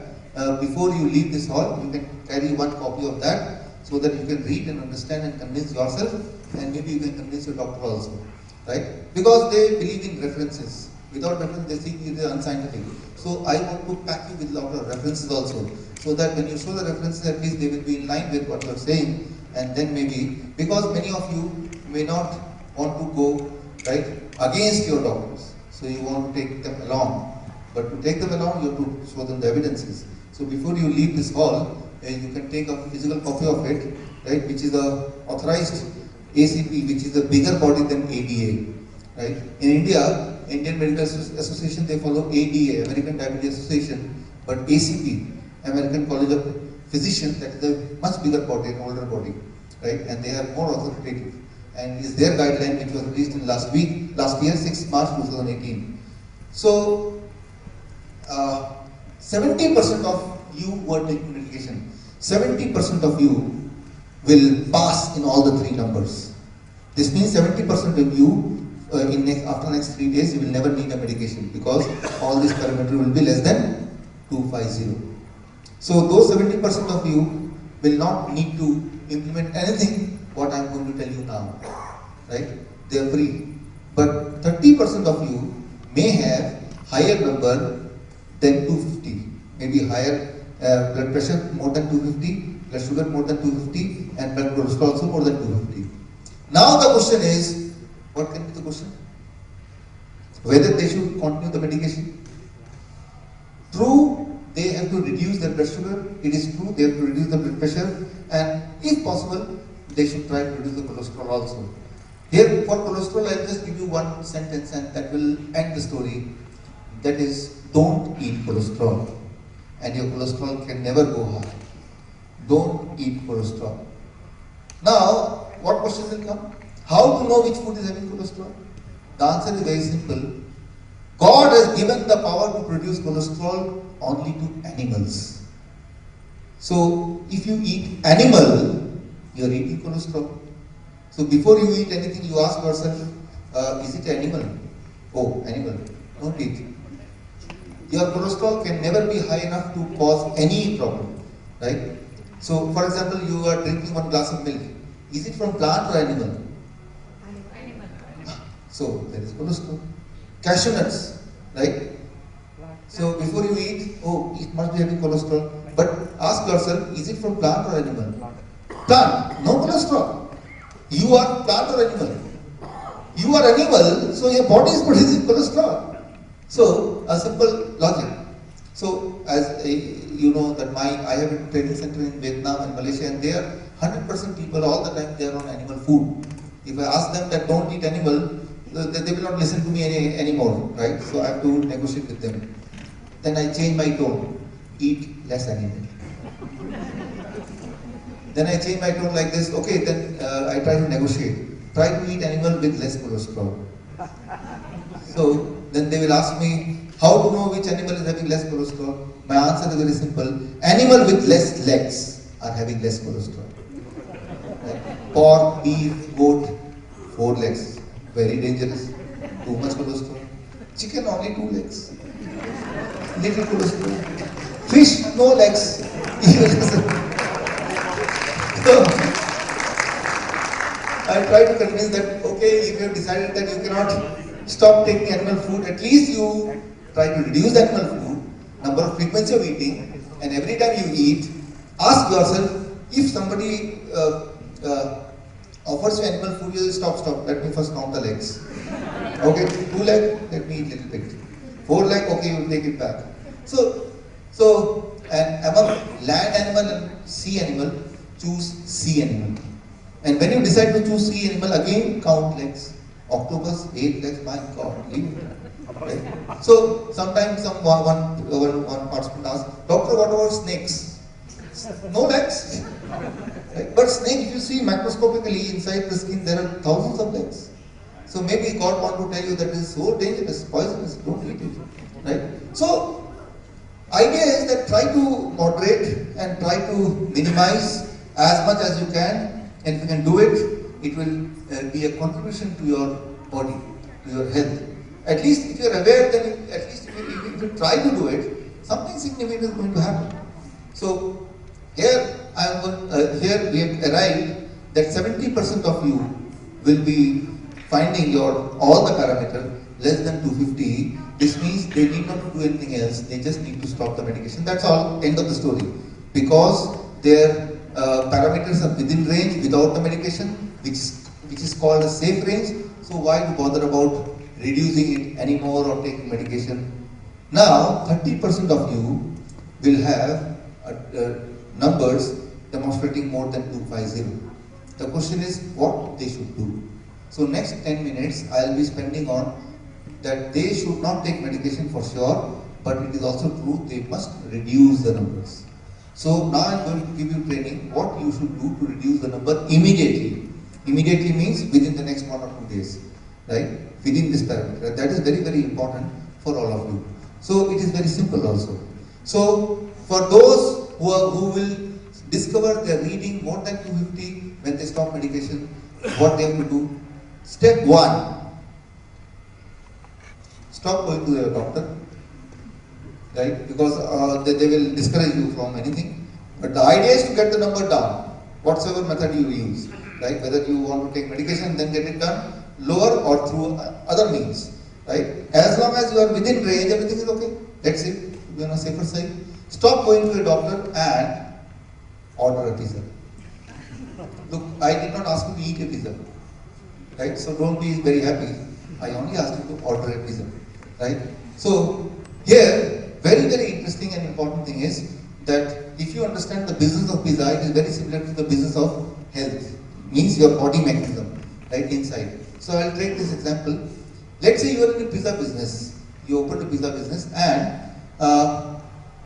in your kitchen there are thousands of lot of pizza, and on the other hand there are a lot of hungry people who are asking to get those pizza. So you have lot of pizza in your house, in your kitchen, right? And you have lot of hungry customers also who want to eat your pizza. Even then you can fail in the pizza business in 3 days. Number 1, the most important reason why you may fail in the business, because you may not have the motorbike, enough motorbike to help you to take this from here to the customer, right? So if the transportation system is not good or not enough, you may fail the pizza business in spite of the fact that you have a lot number of pizza and you have number of customers, because there is nothing to connect them. So that is same as in the body, that this is customer, which is the hungry cells of the body, right, craving for sugar, and your blood is having a lot of sugar. But what is missing? Something which transport the sugar from the blood to the hungry cells. And what is that? Insulin. Insulin is like the motorbike of the pizza delivery system. Insulin work is similar to this motorbike. It takes the sugar from the blood and it takes it into the cells, hungry cells, right? But if your body is producing less number of motorbike, then the blood is having a lot of pizza, right? And the cells are also hungry, but that is not happening. So they are mostly called, if it is among the children, they are known as diabetes type 1. Right? Type 1 small children means their body is not producing enough insulin. Right? So, or even in type 2 elders also, when the body is not producing enough insulin, so what is the suggestion? You take insulin from outside, isn't it? Very normal. Right? So that is one kind of problem because of which you may fail in pizza business. But let's say you solve the problem anyway, you have enough motorbike, you have enough customer, you have enough pizza also. In spite of that, you may fail in the pizza business if the road condition is poor, very bad, right? Whenever they are transporting, the transportation system is not good, so they will fall on the ground on the road because of the potholes, and the delivery will not happen at the right time. You lose the connection. The customers and the pizza business will fail. The same thing happens in the body, and this relates to those people. Those who are able to reduce their blood sugar by taking medication, right?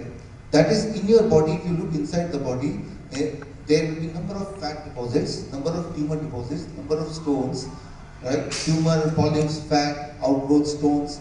Those are, you can relate like a potholes on the road. I'll give you one simple example which is very relevant. You think of a lock. You have the lock with the right key, but still you are not able to open the lock because in the keyhole, somebody has stepped up a chewing gum. So what will happen? The key will not be able to enter the lock, right? Because inside the keyhole there is a chewing gum. The same thing happens in context of hungry cells.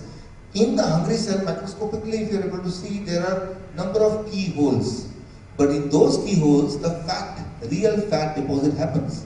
Because of that, when the insulin is like a key trying to open the lock of the cells, they are not unable to open. So I mean to say, the diabetes type 2 patient, the patient who are taking medication, their body is producing enough insulin, enough key. But the problem is, the keyhole is having a lot of fat deposit. And those fat deposits are similar to the roadblocks. So that is the second way you may fail in the pizza business, and that is what is called diabetes type 2 patient, or the patient, non-insulin dependent patient, or the people who take medication and then their blood sugar becomes normal. So those are the ones who can relate themselves with this kind of situation when you may fail in a pizza business. Now, before I give you the solution, what you must do once you go back home to bring it to normal, imagine a third way you may fail in the pizza business, and that is you have a good road, you have a motorbike, enough customer, and enough pizza. Even then you are failing in pizza business because of one reason, and that is bad manager. Right? Bad manager means when he receives the phone call from the customer, he is not able to give the direction at the right time to the kitchen to make the pizza. And while normally what should happen? The moment he gets the information from the customer, he instructs the kitchen, and meanwhile he keeps the motorbike ready with the right address. So that the pizza is already ready and the motorbike is already ready, and immediately within a few minutes, that is in India it is 30 minutes, right? It should reach. So that is the system. So because he is not able to give the instruction signal at the right time, and even when the pizza is reaching but delayed, right? That is not a hot pizza, right? So that is a failure of the signaling system of the body. In context of body, the moment you think of a food, I am feeling hungry, this very thought triggers, the brain triggers the pancreas to produce insulin. I have not started eating. I have not looked at the food also. I just thought, I want to eat food. This thought triggers the first trigger for the pancreas to produce insulin. Then when I look at the food or when I touch the apple and I'm just looking at it, brain sends the second signal that release insulin. It's like in the similar way, the moment the manager knows the pizza is almost, they are packing the pizza, the manager will direct, start the bike, saving even 1 second, trying to understand, right? He's trying to coordinate with the kitchen and the motorbike person and also the customer, right? So that the things happen efficiently. In the same way, the moment I'm thinking of the food, the brain gives the first signal. The moment I'm looking at the food or holding the food, brain gives the second signal. And when you chew the food, this chewing action, at that time, with full speed, the insulin is circulating in the body. But these days, you see, we avoid chewing. We are in very much hurry. And the food which needs lot of chewing, we try to avoid that. That's why we eat the food which is too cooked or which is too refined, right? So this means suddenly the food reaches the stomach without the notification to the pancreas, and only when it reaches the stomach, now the body knows there is a food. Now the brain instructs the pancreas to produce insulin, but now the body will take time to produce insulin, and meanwhile the food which is already cooked has to wait in the kitchen itself till the time the motorbike person is ready, right? And what will happen if it lies in the kitchen for a long period? It will get spoiled in the kitchen itself. It will not reach hot, right? So the diabetes patient's body also produces same amount of insulin as a healthy person's body. The only difference is the delayed insulin production because of the problem of signaling system failure, right? Equivalent to signaling system failure in the pizza business. So your body is a pizza business, and this business can fail in 3 different ways. So for each of the way there is a different solution. For example, if your motorbike is less, then what you will do? You will buy more motorbikes. If manager is not good, you will buy a good manager, and the problem is solved. The simplest solution you can expect for your body according to your problem, right? So now let's come to the solution. The first solution is, first problem is less number of motorbike, means body is not producing enough insulin. If this is the case, then what should we do? Second is body is producing enough insulin, type 2, but the road is not good, means there are fat deposits. And the third problem is, which is called diabetes type 3. You have heard diabetes type 1, you have heard type 2, but did you hear type 3? Right? There is also called type 3, like Parkinson's, Alzheimer's, dementia, right? So these all are categorized till now as a brain disorder. But now scientists know the underlying condition is, underlying cause is body's inability to handle sugar properly, right? So they are together given a new name, and that's called diabetes type 3. And why I'm telling you this? Because through this you understand that directly, indirectly, most of the disease is the body's inability to handle the sugar properly. I already told you that even high blood pressure, right? Diabetes itself may cause high blood pressure, right? Or heart disease, because body is not able to handle the sugar. If the body is able to handle the sugar, the rest of the problem will also get vanished. Or this together is called metabolic syndrome, like high blood pressure, high blood sugar, high cholesterol, obesity, all of them clubbed together given one name, metabolic syndrome. Because now it is being recognized, these all seems to be different kind of illness, but actually they are from the same cause. So why to give them a different name? Let them club in one name. Metabolic syndrome, diabetes type 3. So if the cause is one, the solution should also not be many. So now step by step, let's try to understand your approach towards filling the gap. In first case, if the body is not producing insulin, this is very, very important for diabetes type 1 children. If you know someone who is diabetes type 1 means diabetes among the children. When about 30 years back when I was in school, or when you were in school, try to think of, do you remember even a single child with diabetes? No. But if you see now, in every section of the class in the school, you will find one diabetes patient on a child on average. So why so many diabetes children these days, whereas in our time we have never heard the word diabetes, forget about diabetes type 1. And we have never seen, I cannot remember any child in my whole school life with type 1 diabetes. But these days it is very common. It's not that children are more unhealthy. It's just that there is something wrong happening with them. So that's what we have to understand. And if we can implement it, two things will happen. Diabetes type 1 children will not be existing. No child will become diabetes type 1. If at all somebody is diagnosed with diabetes type 1, and if you can interfere very quickly, it can be reversed. Right? It can be normalized.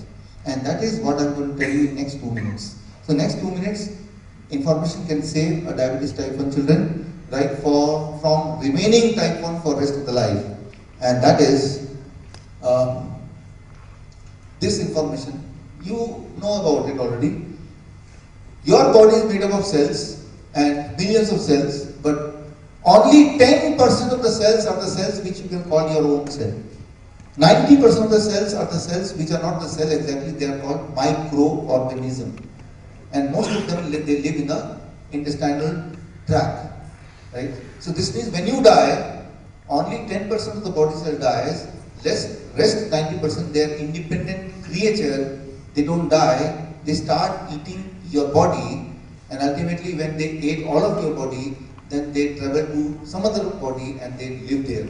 In the same way as we live in this earth, they live in your body, and for them, your body, our body is their earth. Right? So 90% of the cells in the body are microbes, microorganisms, and they don't die when you die. So why I'm giving this information? Because this information will lead to one important information, and that is one microbe which lies in the stomach, mostly in the colon. The name of the microbe is Akkermansia mucinifera.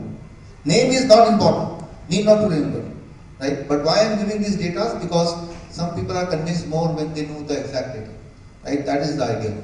Right? So this is the bacteria which lies in the colon, and this bacteria gives signal to the pancreas, and it helps the pancreas to produce insulin. And if in your body this bacteria is reduced, the quantity of bacteria is reduced, then the body's ability to produce insulin also get reduced.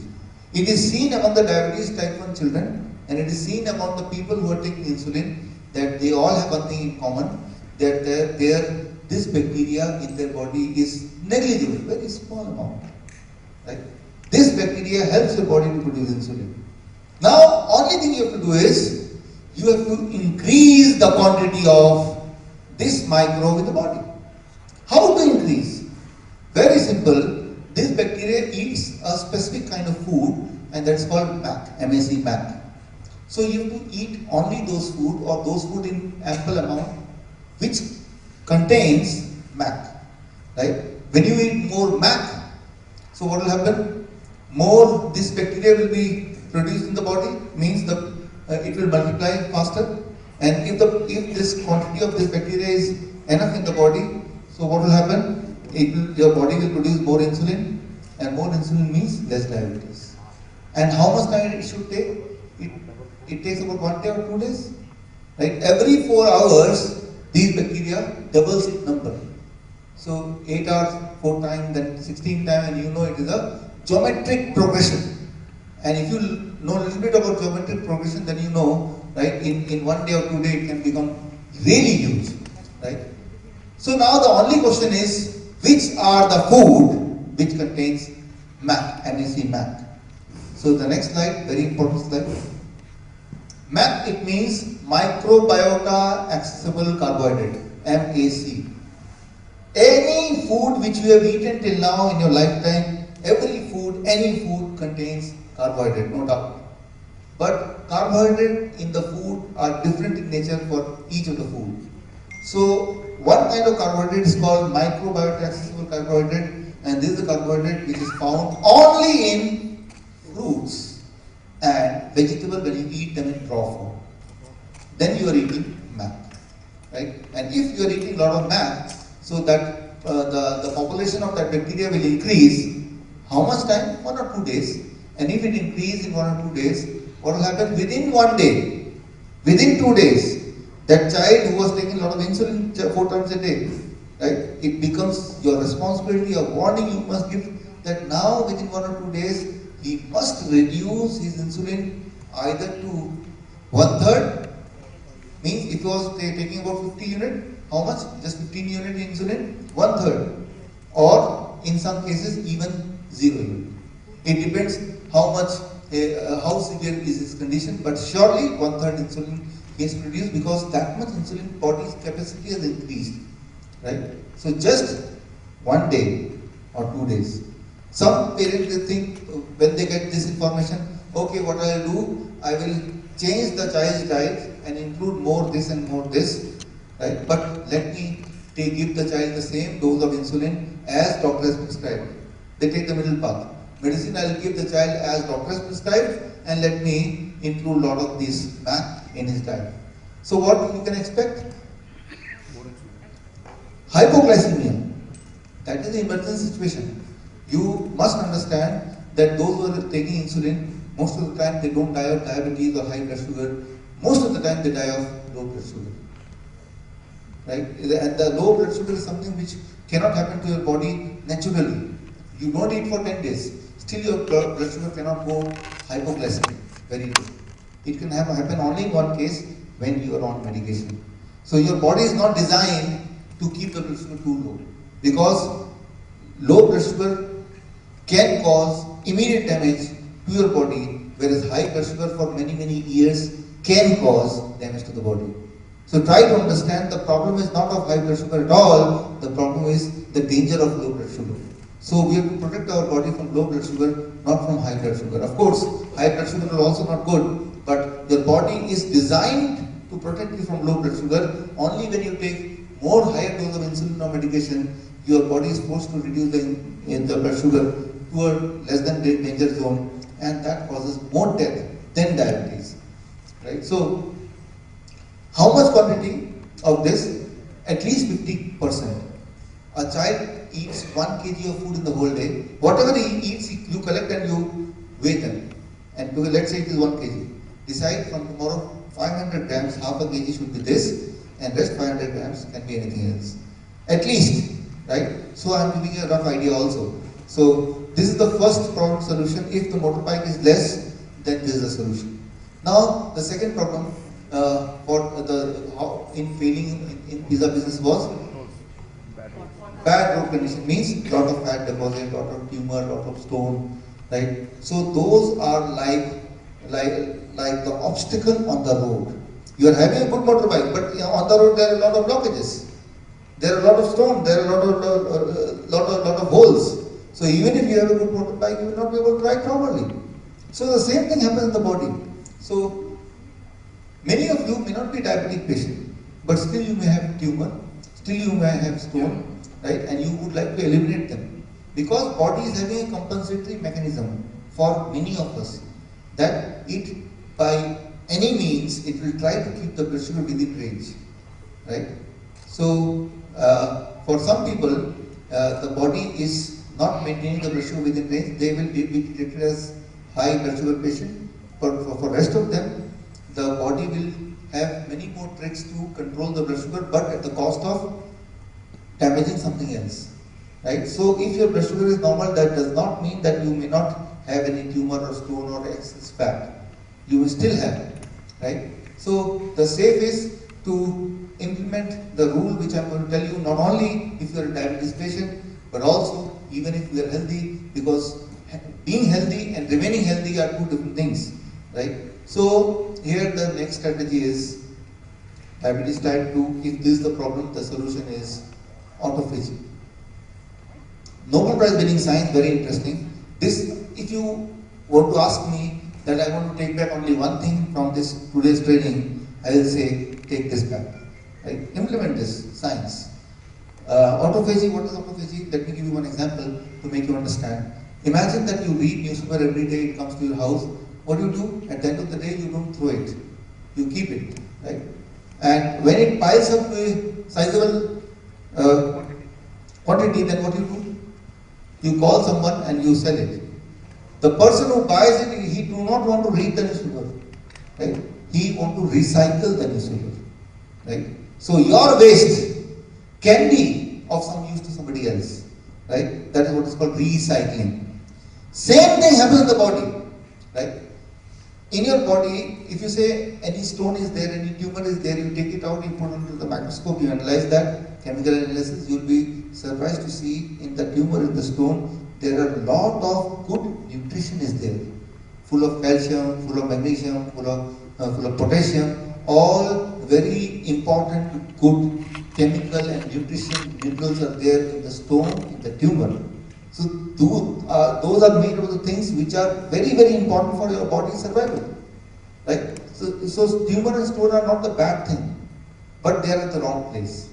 So what is autophagy? Autophagy is body breaks the tumor, body breaks the stone and recycle those nutrition again according to where it needs. Right? Like your newspaper is waste for you from a particular angle that you are not able to read anything because you have read everything. But that newspaper is useful in some other way. The same recycling happens in the body. As a result of that, in our body, if there is some tumor or stone, it cannot grow beyond a size, particular size. Because after that, body will recycle. Imagine that you are collecting the newspaper, but after some time you realize that the person who comes to buy, right, he do not come for a long time. What will happen? Your house will be full of newspaper. And then comes the problem. You'll be choked, right? So, but that may happen rarely. The same thing happens with the body. If your body stops autophagy, which is called recycling of the body, then, which happens in 20% of the patient, 20% of the population, world population, and that is what is causing cancer, death because of cancer. If your autophagy is on, you are protected from cancer. You are not protected from tumor. Tumor will form, but the body is breaking also, right? You are piling up the newspaper, but you are selling it also, recycling also, right? So now the question is how to switch on the autophagy. If you can switch on the autophagy, if you can make it faster, then what will happen? It will burn the fat, it will burn the tumor, it will dissolve the stones, and as a result, the road will become smooth and your blood sugar will naturally come down, right? Because your motorbike, that is the insulin, starts working more efficiently. So for that, you have to switch on or you have to increase the speed of autophagy. So how to do it? Very simple. According to this Nobel Prize winning science 2016, if you read very carefully, you will find one solution, and that is what is called daily 12 hours and weekly 24-hour fasting. Right? Fasting is nothing new. Right? As a cultural, we have been doing it. Right? But now I am just explaining from the scientific point of view also. Right? You decide that every day you will eat within the bracket of 12 hours. If you start eating at 8 a.m. in the morning, you will finish your last food by 8 p.m. Right? So now, from 8 p.m. in the night till the next day morning 8 a.m., you will not eat anything. That is called 12-hour fasting. I am not asking you to eat less. No. I am only asking you to eat within a bracket. Right? You decide your bracket. So if cancer patient comes to me, then it is not 12-hour bracket. I say it is 10-hour bracket. Or maybe 8-hour bracket, right? So try to eat everything within 8 hours, and for rest of the whole day, don't eat. So, but your body needs nutrition 24 hours a day, and at one point of time, what the body will start doing, the body will start breaking up for nutrition, for getting the nutrient. It will get the supply from where? From those stones, from those tumors, from those outgrowths. So, but you have to give an opportunity to the body to do it. For that, you should not supply the body nutrition round the day and night, right? So we have an habit to have the first meal in the morning at 7 a.m. and the last at 10 p.m. So this means we are giving abundance of nutrition to the body, and body is not having any desire to switch on the autophagy, because autophagy itself involves lot of energy utilization, right? So, and body is in a mode of saving the energy. So, but only when you challenge the body by reducing the intake time, I am not saying reducing the intake quantity, only the time you have to regulate. That every day, if not anything more, right, at least 12 hours fasting I will do, and once in a week, maybe every Sunday, 24-hour fasting, or more conveniently, 24-hour coconut water fasting. This means one day in the week I will not eat anything, but I will supply some nutrient in the form of mineral water, some kind of minerals. You see, coconut water is the nature's mineral water, the purest mineral water in the world. So either water fasting or coconut water fasting, right? So if you can do it, so it will take 1 week, 10 days time to bring back the blood sugar less than 250 without the help of any medication. But it can happen only for those people, those who have this kind of problem. That means the blood sugar is out of control because of this cause, right? So that is the second solution.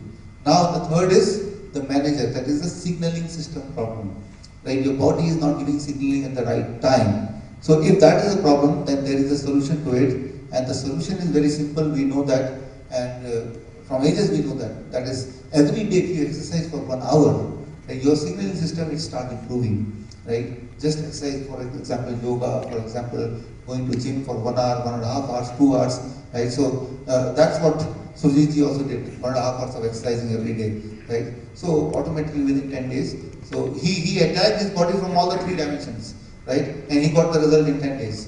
But again the question comes, I don't have 1 hour every day. Right? I am stuck in such a kind of routine that I cannot spend 1 hour every day. If you are among them who cannot spend 1 hour every day, then you can do what I am going to tell you now. But if I ask you, don't spend 1 hour, but do you have 5 minutes every day? So now the answer is yes. Yes. However busy you may be, but you can spare 5 minutes every day.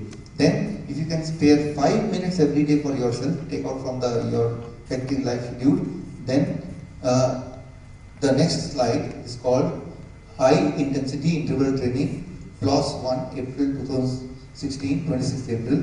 This is a very, very powerful journal, you know. And in this journal, if you read, it is called High Intensity Interval Training. A kind of training, if you do it for 11 minutes, it gives you the same health benefit which you will otherwise get when you do 1 hour exercise in the gym, right? So 1 hour exercise in the gym is the health benefit wise, it will not give the same amount of muscles or same amount of body look, but the health benefit will be similar to what you might have got if you would have spent 1 hour in gym. And that is by doing 11 minutes of high intensity interval training. And my proposal is, you start with 5 minutes only.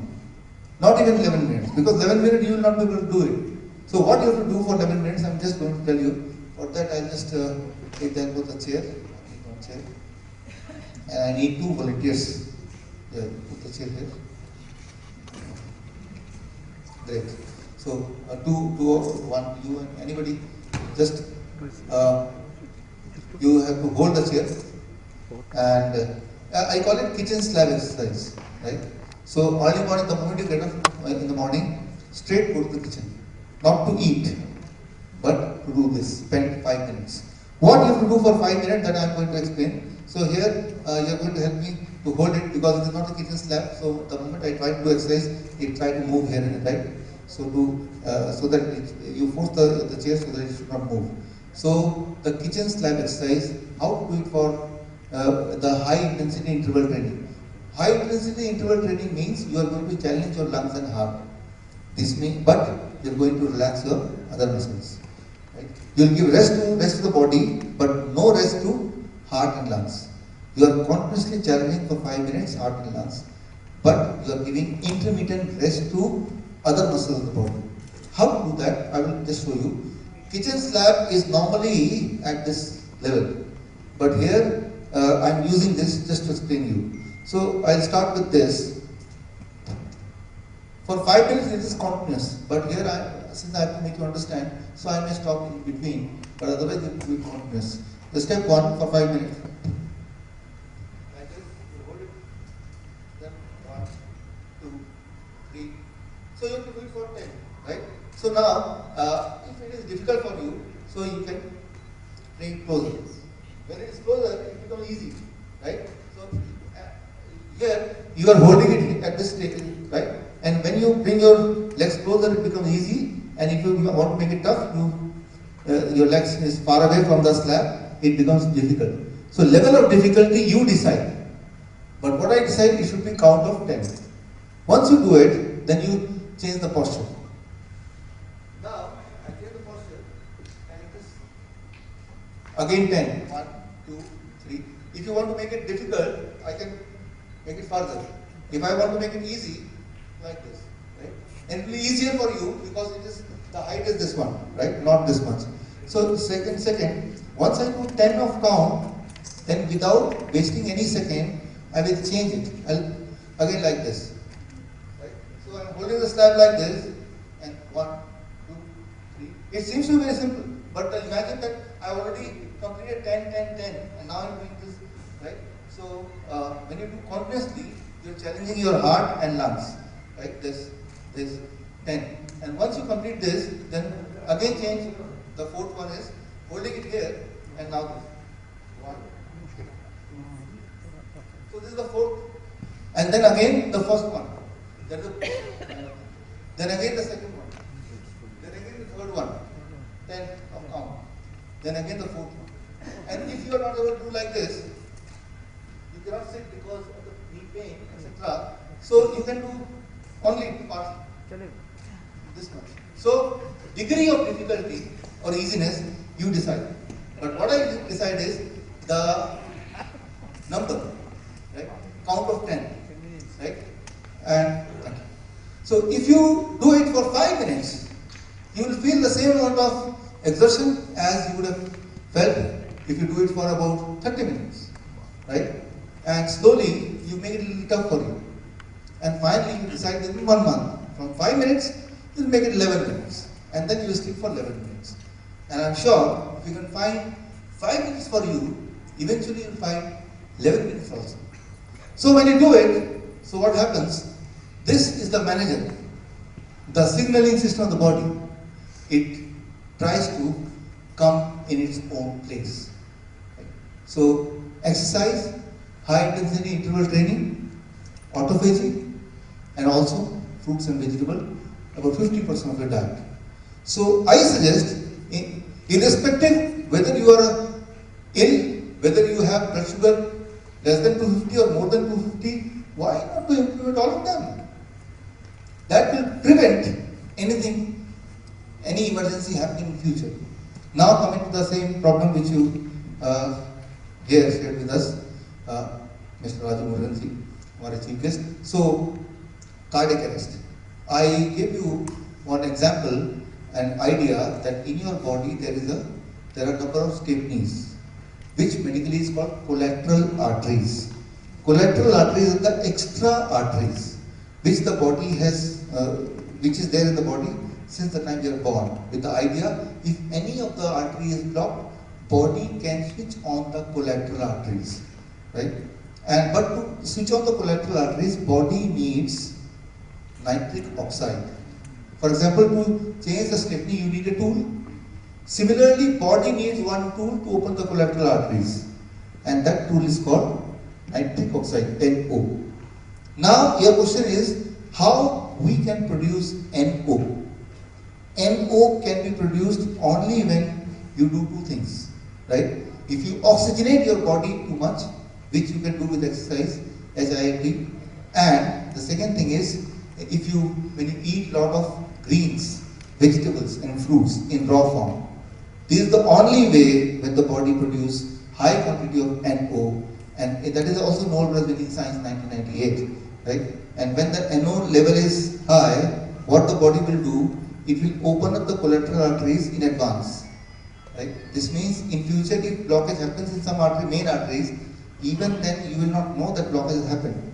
It is quite normal, many times it is seen through angiography that the person is having 100% blockage in all the 3 arteries, even then he is alive. So now why is he alive? Because in his body already many collateral arteries have been opened before automatically, because of maybe he was an athlete or because of he was eating like this. So for many of us, it should not be surprising that already your body might have opened the collateral arteries. But to ensure that for each one of us we have opened the collateral arteries, why not to do this? This is the only way to open the collateral arteries. And if your collateral arteries are open, then there is no scope, no chance of heart attack or brain stroke, those kind of emergencies, right? So these things are already documented things. These are the mainstream science, right? And I'll give you one example to make you understand. Like here you see this food. right? This food can help you reduce the insulin intake. So this is not a food. What it is? It is a medicine. So in US, this is considered as a medicine, and if you eat it for its medicinal purpose, so it is covered under medical insurance. So why I am saying this? Because I want to tell you that this is already recognized science, already the mainstream science. The only thing is it is not told to you, it is not taken to you. That is the only thing. But it is there in the literature already. Everything is already there. The only thing is it is not communicated to you properly or not communicated to you at all. Stanford University, 2014 November. So now, how to implement these things in a correct way? The way Surjit has implemented, step by step. I am giving you some formulas, and a formula which will help you to do it correctly, perfectly, right? So for that, I'll give you one example. You see, this is one small island. I talked about it. This is the island in India, Andaman Nicobar, and here the people they live, they are called Jarawas. Jarawas are the people, they remain dissociated from rest of the world for more than 50,000 years. 50,000 years. And even now they live as our ancestors were living 50,000 years before the era of discovery of fire. They are not able to, even now they are not able to light a fire. So this means they don't cook the food also, right? And they rely mostly on the plants and the fruits and vegetables for 90% of the diet.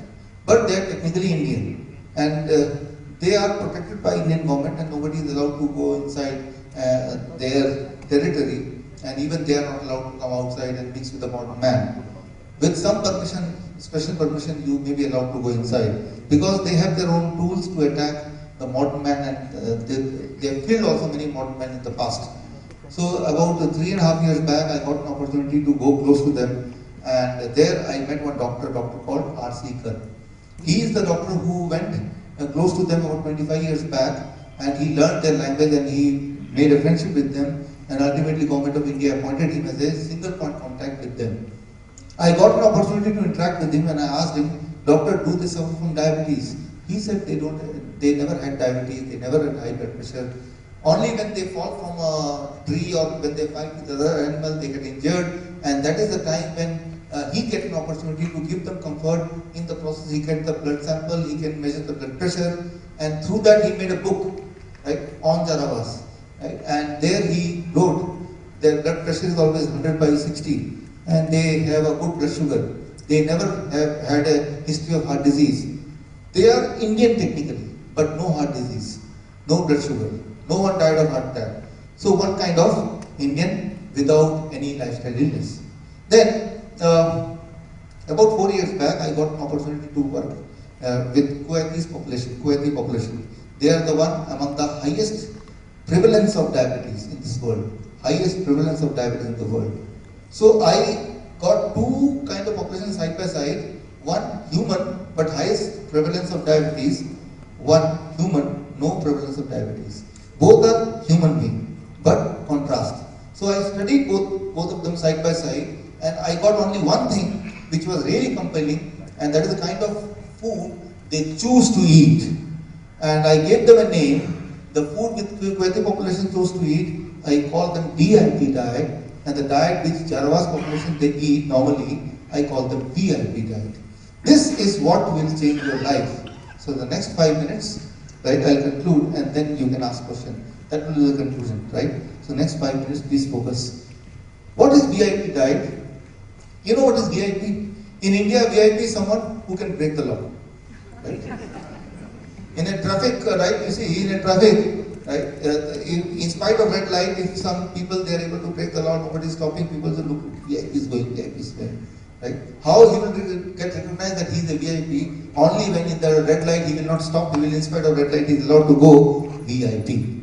There are certain kind of food, when you eat, it goes in the stomach, it behaves like pee. In spite of high blood sugar, it enters the blood, right? It disrupts the blood sugar metabolism, it disrupts the homeostasis of blood pressure, and these are the kind of food which can be categorized as VIP, because they ignored the rules of the stomach of the body, and they just jump in the blood and destroy all the balance. Then other kind of food, I call it DIP, disciplined and intelligent people, DIP, disciplined and intelligent people, like you and me. In the traffic signal, what we do? If it is a red light, we stop. If it is a green light, very, very carefully, we look here and then we go ahead. There are certain kind of food when you take in, if the blood sugar is high, it will not enter the blood. It will not contribute to blood sugar anymore. It will hide in the stomach, or it will go in the liver, or it will throw in the colon. So, but only when the blood sugar comes low, it will add to the blood drop by drop with some regulation. So, any diabetes patient, if they start eating DIP diet, he cannot be diabetic. Within 10 days, 15 days time down the line, he cannot remain diabetic. On the other hand, if any healthy person is start eating like VIP, within a month's time, he cannot remain healthy person. So that is one strong evidence I found. Now the only thing I want to tell you that next time when you eat from today, the only thing is you choose and eat only DIP food. You look at the food, if it is DIP, and eat. So you have to understand the science to understand a little bit. So how you know which is DIP diet and which is VIP diet? So you remember this list. Only 4 kinds of things which are VIP.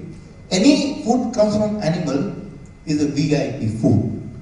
Any food which comes from a factory, before it reaches your hand, if it has come from the factory and then came to you in a packed form with beautiful packing, right? Anything which is packed, don't open the pack, right? Just remember it is VIP. Nutritional supplement, right? Maybe tomorrow's training in embassy, there I'll touch this subject more in detail. Second part, right? That is a VIP. Any kind of medication, right? First it disrupts the body's own balance, and then only it causes its own impact on the body. Certainly they are VIP. 4 kinds of things in the world which works as a VIP: fruits, vegetable when you eat in raw form, sprouts, nuts, and leaves, especially the green leaves. If you eat this, it comes under DIP. I'll give you one example to satisfy your brain. You take any fruit and vegetable and make a juice and put it in the microscope, and what you find is this. Is it living or dead? It is living, not dead. Now you take any fruit juice, packed fruit juice, Tropicana, etc., and put it under microscope. Do you think that you will find this? No. This is what is called live enzymes. Now when you eat any food, fruits and vegetables in raw form, along with the food you are eating this also.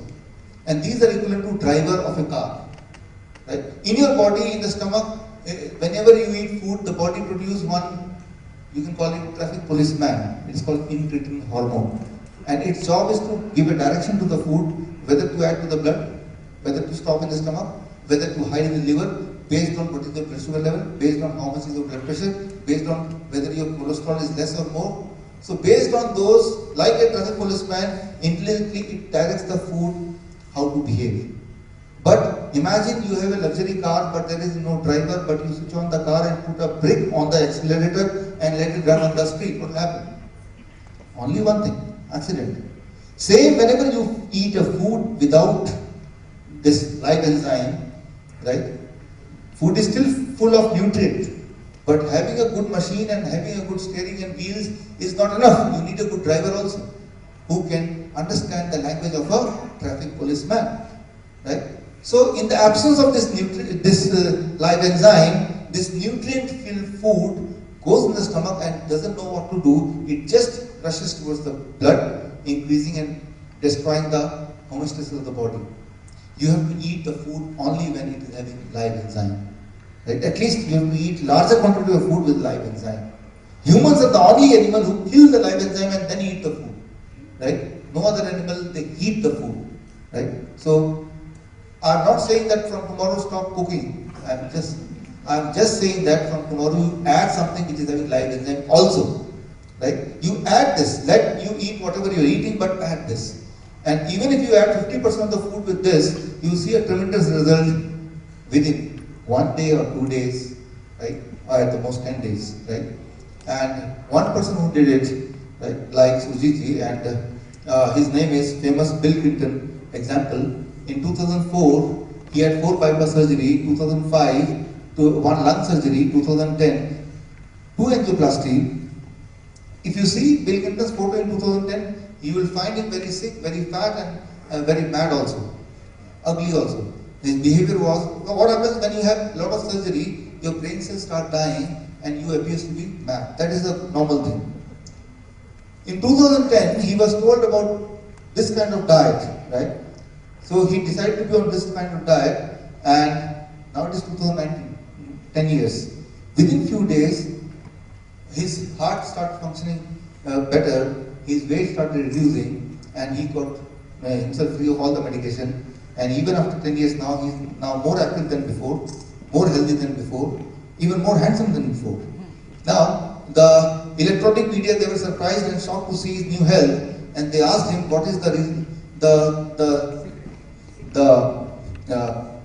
secret behind his new health. What was his answer? You listen yourself, his answer. But I did it for a different reason. I mean, I wanted to lose a little weight, but I didn't dream this would happen. I did it because after I had this stent put in, I realized that even though it happens quite often that after you have bypasses, you lose the veins because they're thinner and weaker than arteries. The truth is that it clogged up, which means that the cholesterol was still causing buildup in my vein that was part of my bypass. And thank God I could take the stents. I don't want it to happen again. So I did all this research and I saw that 82% of the people since 1986 who have gone on a plant-based, no dairy, no meat of any kind, no chicken, turkey. I eat very little fish. Once in a while I'll have a little fish, not often. If you can do it, 82% of the people who've done that have begun to heal themselves. Their arterial blockage cleans up, the calcium deposit around their heart breaks up. This movement has been led by a doctor named Caldwell Esselstyn at the Cleveland Clinic, Dean Ornish in Iowa, California, the doctors Campbell, father and son, who wrote the China study, and a handful of others. But we now have 25 years of evidence. And so I thought, well, since I need to lose a little weight for Chelsea's wedding, I'll become part of this experiment. I'll see if I can be one of those that can have a self-clearing mechanism. We'll see. I hope you're healthy for many. Here you heard Bill Clinton, he talked about how he was on a plant-based food and he stopped taking animal food, dairy products, and how he recovered. Even he named few doctors, Organised, T. Colin Campbell. I got an opportunity to learn from them, especially T. Colin Campbell. He also named China Study. China Study is the biggest ever science or research on nutrition and human disease connection.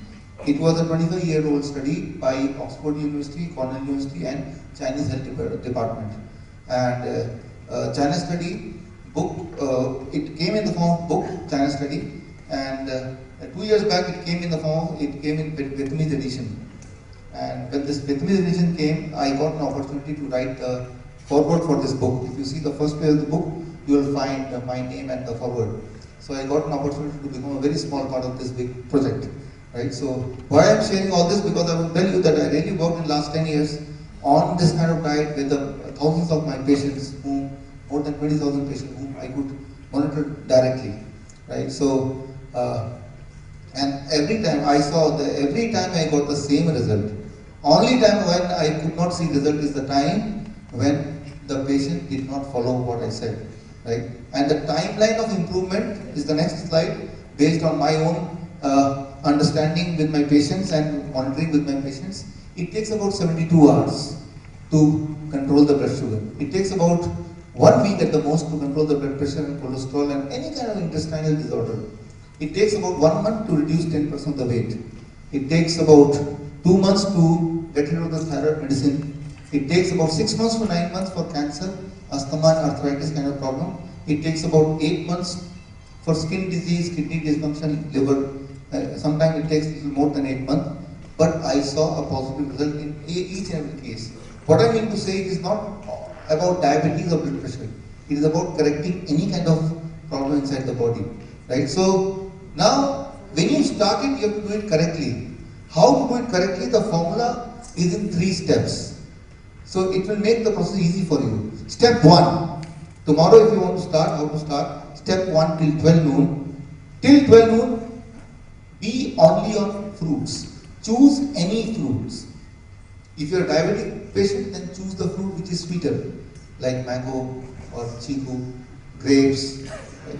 Maybe you are shocked that you are not able, you are hearing something right unusual. That is right. If you start taking mangoes, if you start taking more kind of fruit which is sweeter, you will find that your blood sugar comes down normal quickly. What is the science behind it? I'll come back in maybe the second session, that is tomorrow. How much quantity? That is very, very important. Your body weight into 10. My body weight is 70 kg into 10. This means at least 700 grams of fruits till 12 noon. I am not giving the upper limit. It can be 2 kg, 3 kg, whatever you want. I am giving the lower limit. If you eat less than this, it's the food. If you eat more than this, it becomes a medicine. Many times people say, doctor, I eat fruits every day, but I am asking for quantity. Right? Try to understand, it is not what you want to eat, it is what quantity that makes all the difference. So I insist that you have to eat at least this much quantity. This much eatable, not including the outer layer which you are going to throw. Right? Like in banana, the outer covering is about 1/3 of the weight. So this is what you have to eat till 12 noon. This means no paratha, no roti, no tea, no bread, no biscuit. I am not asking to eat less. I am asking, in spite, I am asking that you have to eat more. Only thing I am asking is eat this. And here there are variety, because here I gave you the flexibility that you can eat fruits of your choice. So every day you can have a different kind of fruit, and this means you are maintaining a variety also. Right? So that becomes step 1. Step 2. Whenever you sit for lunch or dinner, sit with 2 plates, plate 1 and plate 2. Plate 2 is your favorite plate. Whatever you want to eat. What do you want to eat? You want to eat noodles? You want to eat chole bhature? You want to eat chawal, roti, sabji? Whatever in this world you want to eat, you put in plate 2. In whatever quantity you want to eat, you put in plate 2. So actually I am not restricting you from eating anything. In fact, I am asking you to eat more. But only thing I am telling you is, before you touch plate 2, complete eating plate 1. Plate 1 is 4 kind of vegetable which you think you can eat in raw form, like tomato, cucumber, radish, carrot, etc. In what quantity? Your body weight into 5. My body weight is 70 kg into 5. At least 350 grams of plate 1. And once I finish this, now I am allowed to eat plate 2 as much as I want.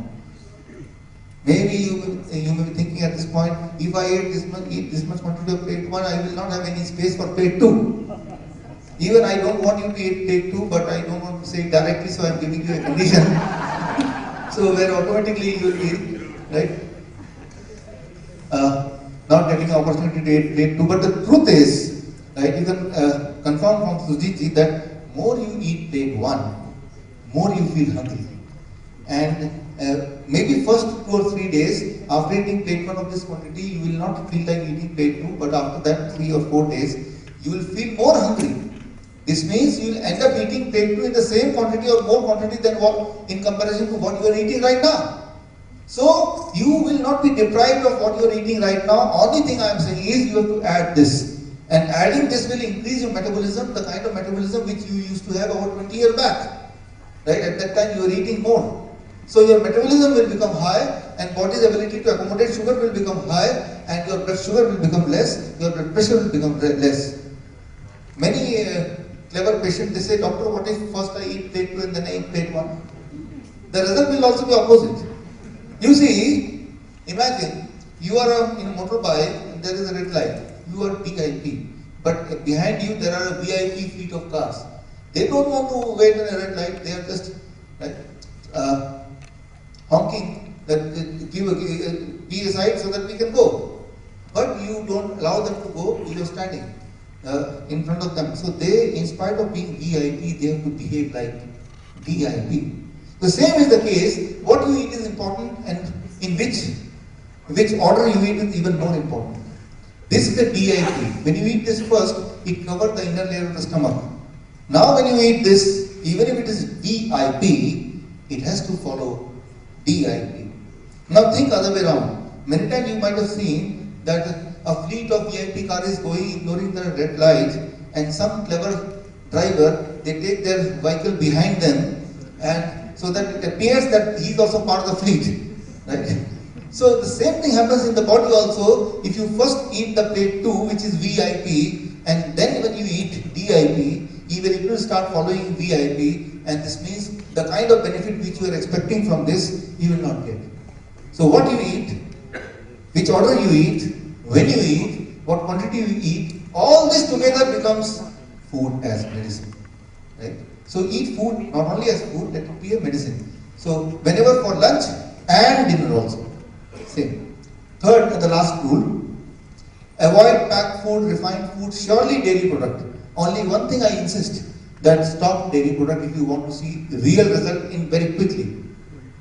Nutritional supplements, avoid drinking tea and coffee. If you really want to drink tea and coffee, at least not avoid it till 12 noon. Maybe at 12 noon you have 1 cup, maybe in the evening you have 1 cup, but not first thing in the morning. Never eat after 8 p.m. surely, and avoid non-steroidal anti-inflammatory drugs. Small medicine which you take sometimes because of fever, sometimes because of common cold, some little bit headache, avoid it. Then how to control the fever? Maybe tomorrow, the second part I will cover that, right? In snacking, soaked nuts, very good. How much quantity? Your body weight. My body weight 70 kg, 70 grams of soaked nut every day throughout the day like snacks, fruits. Should not only be eaten till 12 noon, it can be eaten any other time of the day, even in the middle of the night if you really want to eat something.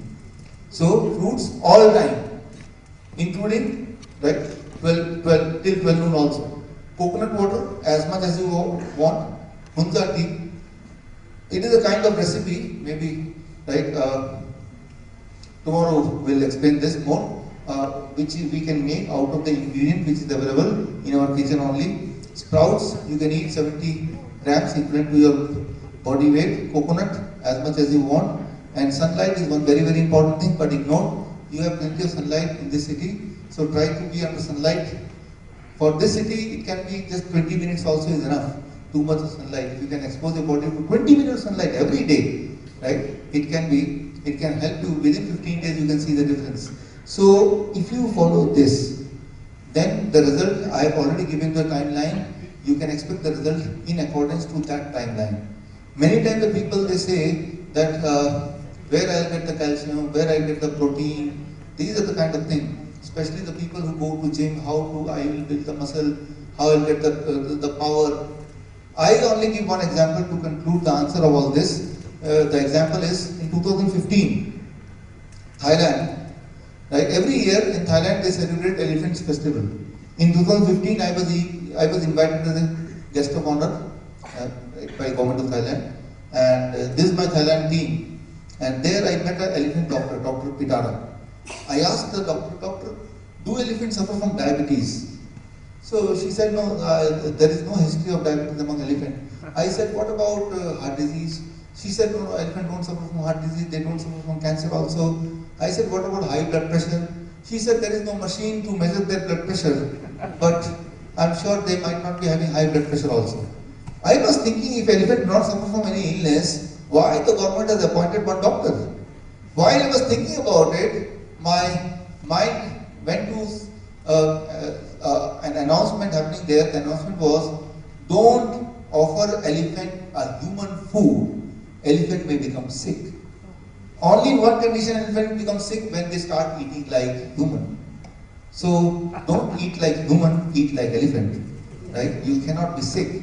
What elephant eat? Fruit and vegetables, and they are the strongest animal on the planet, right? So eat like elephant, and with that I conclude the final thing, and with this I come to the second part, which I will talk tomorrow. If you are a patient with more than 10 years of diabetes, if you are an insulin dependent patient, if you are on multiple therapy, then you have to take certain precaution, tapering out drugs and other things. So second part of this training, maybe tomorrow we have a training in embassy, right? So that second part where I finished today, I'll take up from tomorrow, that is advanced training. But meanwhile, bishrup.com/reference, if you go to this link, you'll be able to access these books. You can read this book, and these are very thin book, but very powerful. It includes all those examples which I shared in this training. It has all those links and details about those evidences which I talked in this last 2 hours. So with this, I conclude this today's training, and I'm very thankful that you listened so patiently to in last two hours. And maybe you have some questions. If you have some question, I gave you the feedback form. You can write those questions. I don't know when is the closing time of the hall, because we are already late by more than half an hour. So, right. So otherwise, you can submit your feedback form at the back, and don't forget to take the ACP guideline so that you can refer for your own benefit. And I conclude with this, and maybe I invite Surjit ji to take the vote of thanks.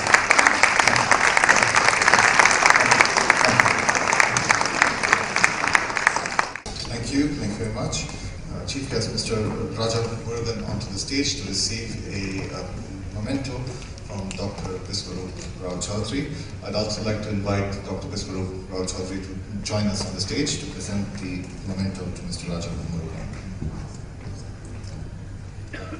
Welcome.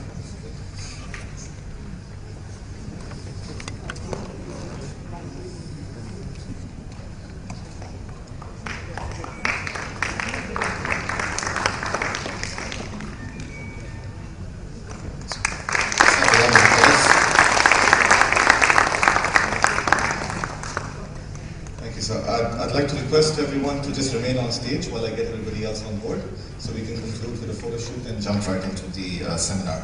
I'd like to introduce the Honorable President of Indian Social and Cultural Center, Mr. Natarajan, to join us on stage as well, please.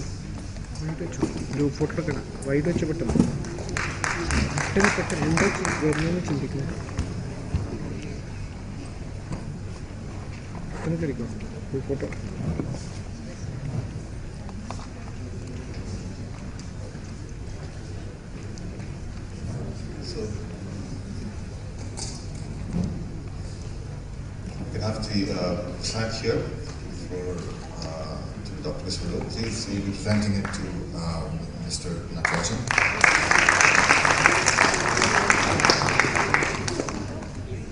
I'd like to invite Surjit Singh onto the stage to receive a special recognition memento from Dr. Biswarup Roy Chaudhary.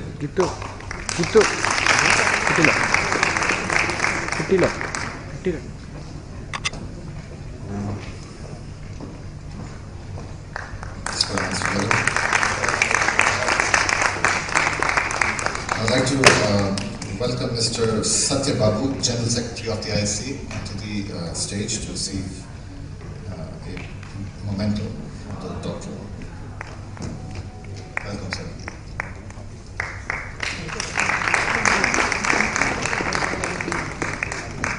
And last but not least, I'd like to invite Mr. Tommy Miller, as we know him as Mr. Raju, onto the stage to receive a memento from the doctor. Maybe he's run away. I'd like to now call up on our sponsors for making this event happen. I'd like to first start with Mr. Bhuta Singh, Managing Director of Al Rakha Group, Abu Dhabi, to join us onto the stage.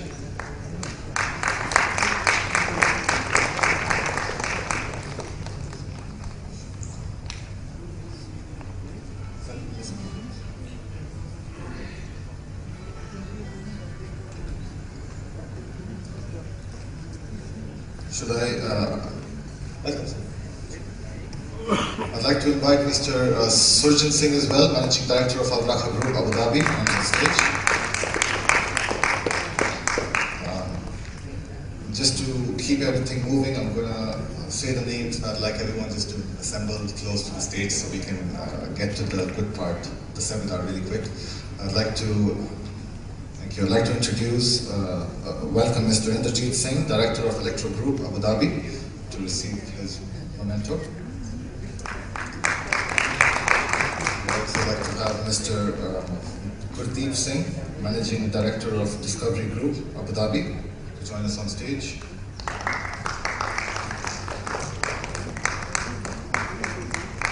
I'd like to welcome Mr. Balbir Singh Randhava, Managing Director of Organised Plastic Factory, Abu Dhabi.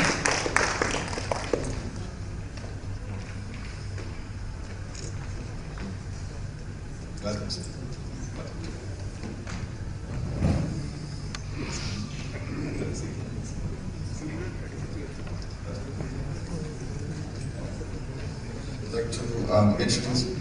I'd like to welcome Mr. Bahadur Singh, Managing Director of Ziyad Aluminium Abu Dhabi, onto the stage. And also Mrs. Gureen Sabarwal, Managing Director of Mustang Limited Trading, Dubai.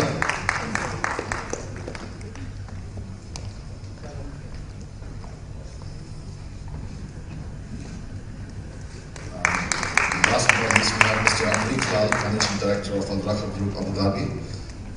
If there is someone here who can receive it on his behalf as well. Welcome, welcome.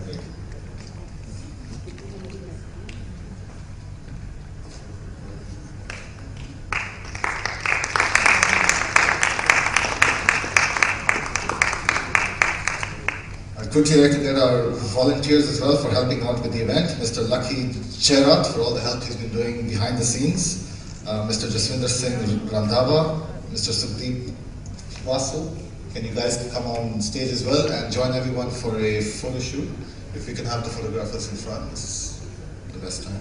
Gitu, group itu.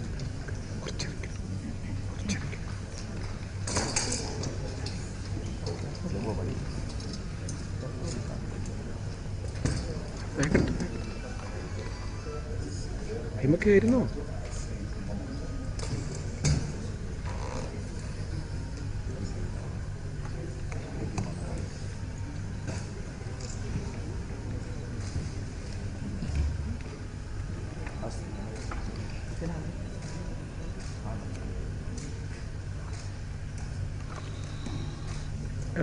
ഇറങ്ങോ കൈഞ്ഞ ഇറങ്ങണം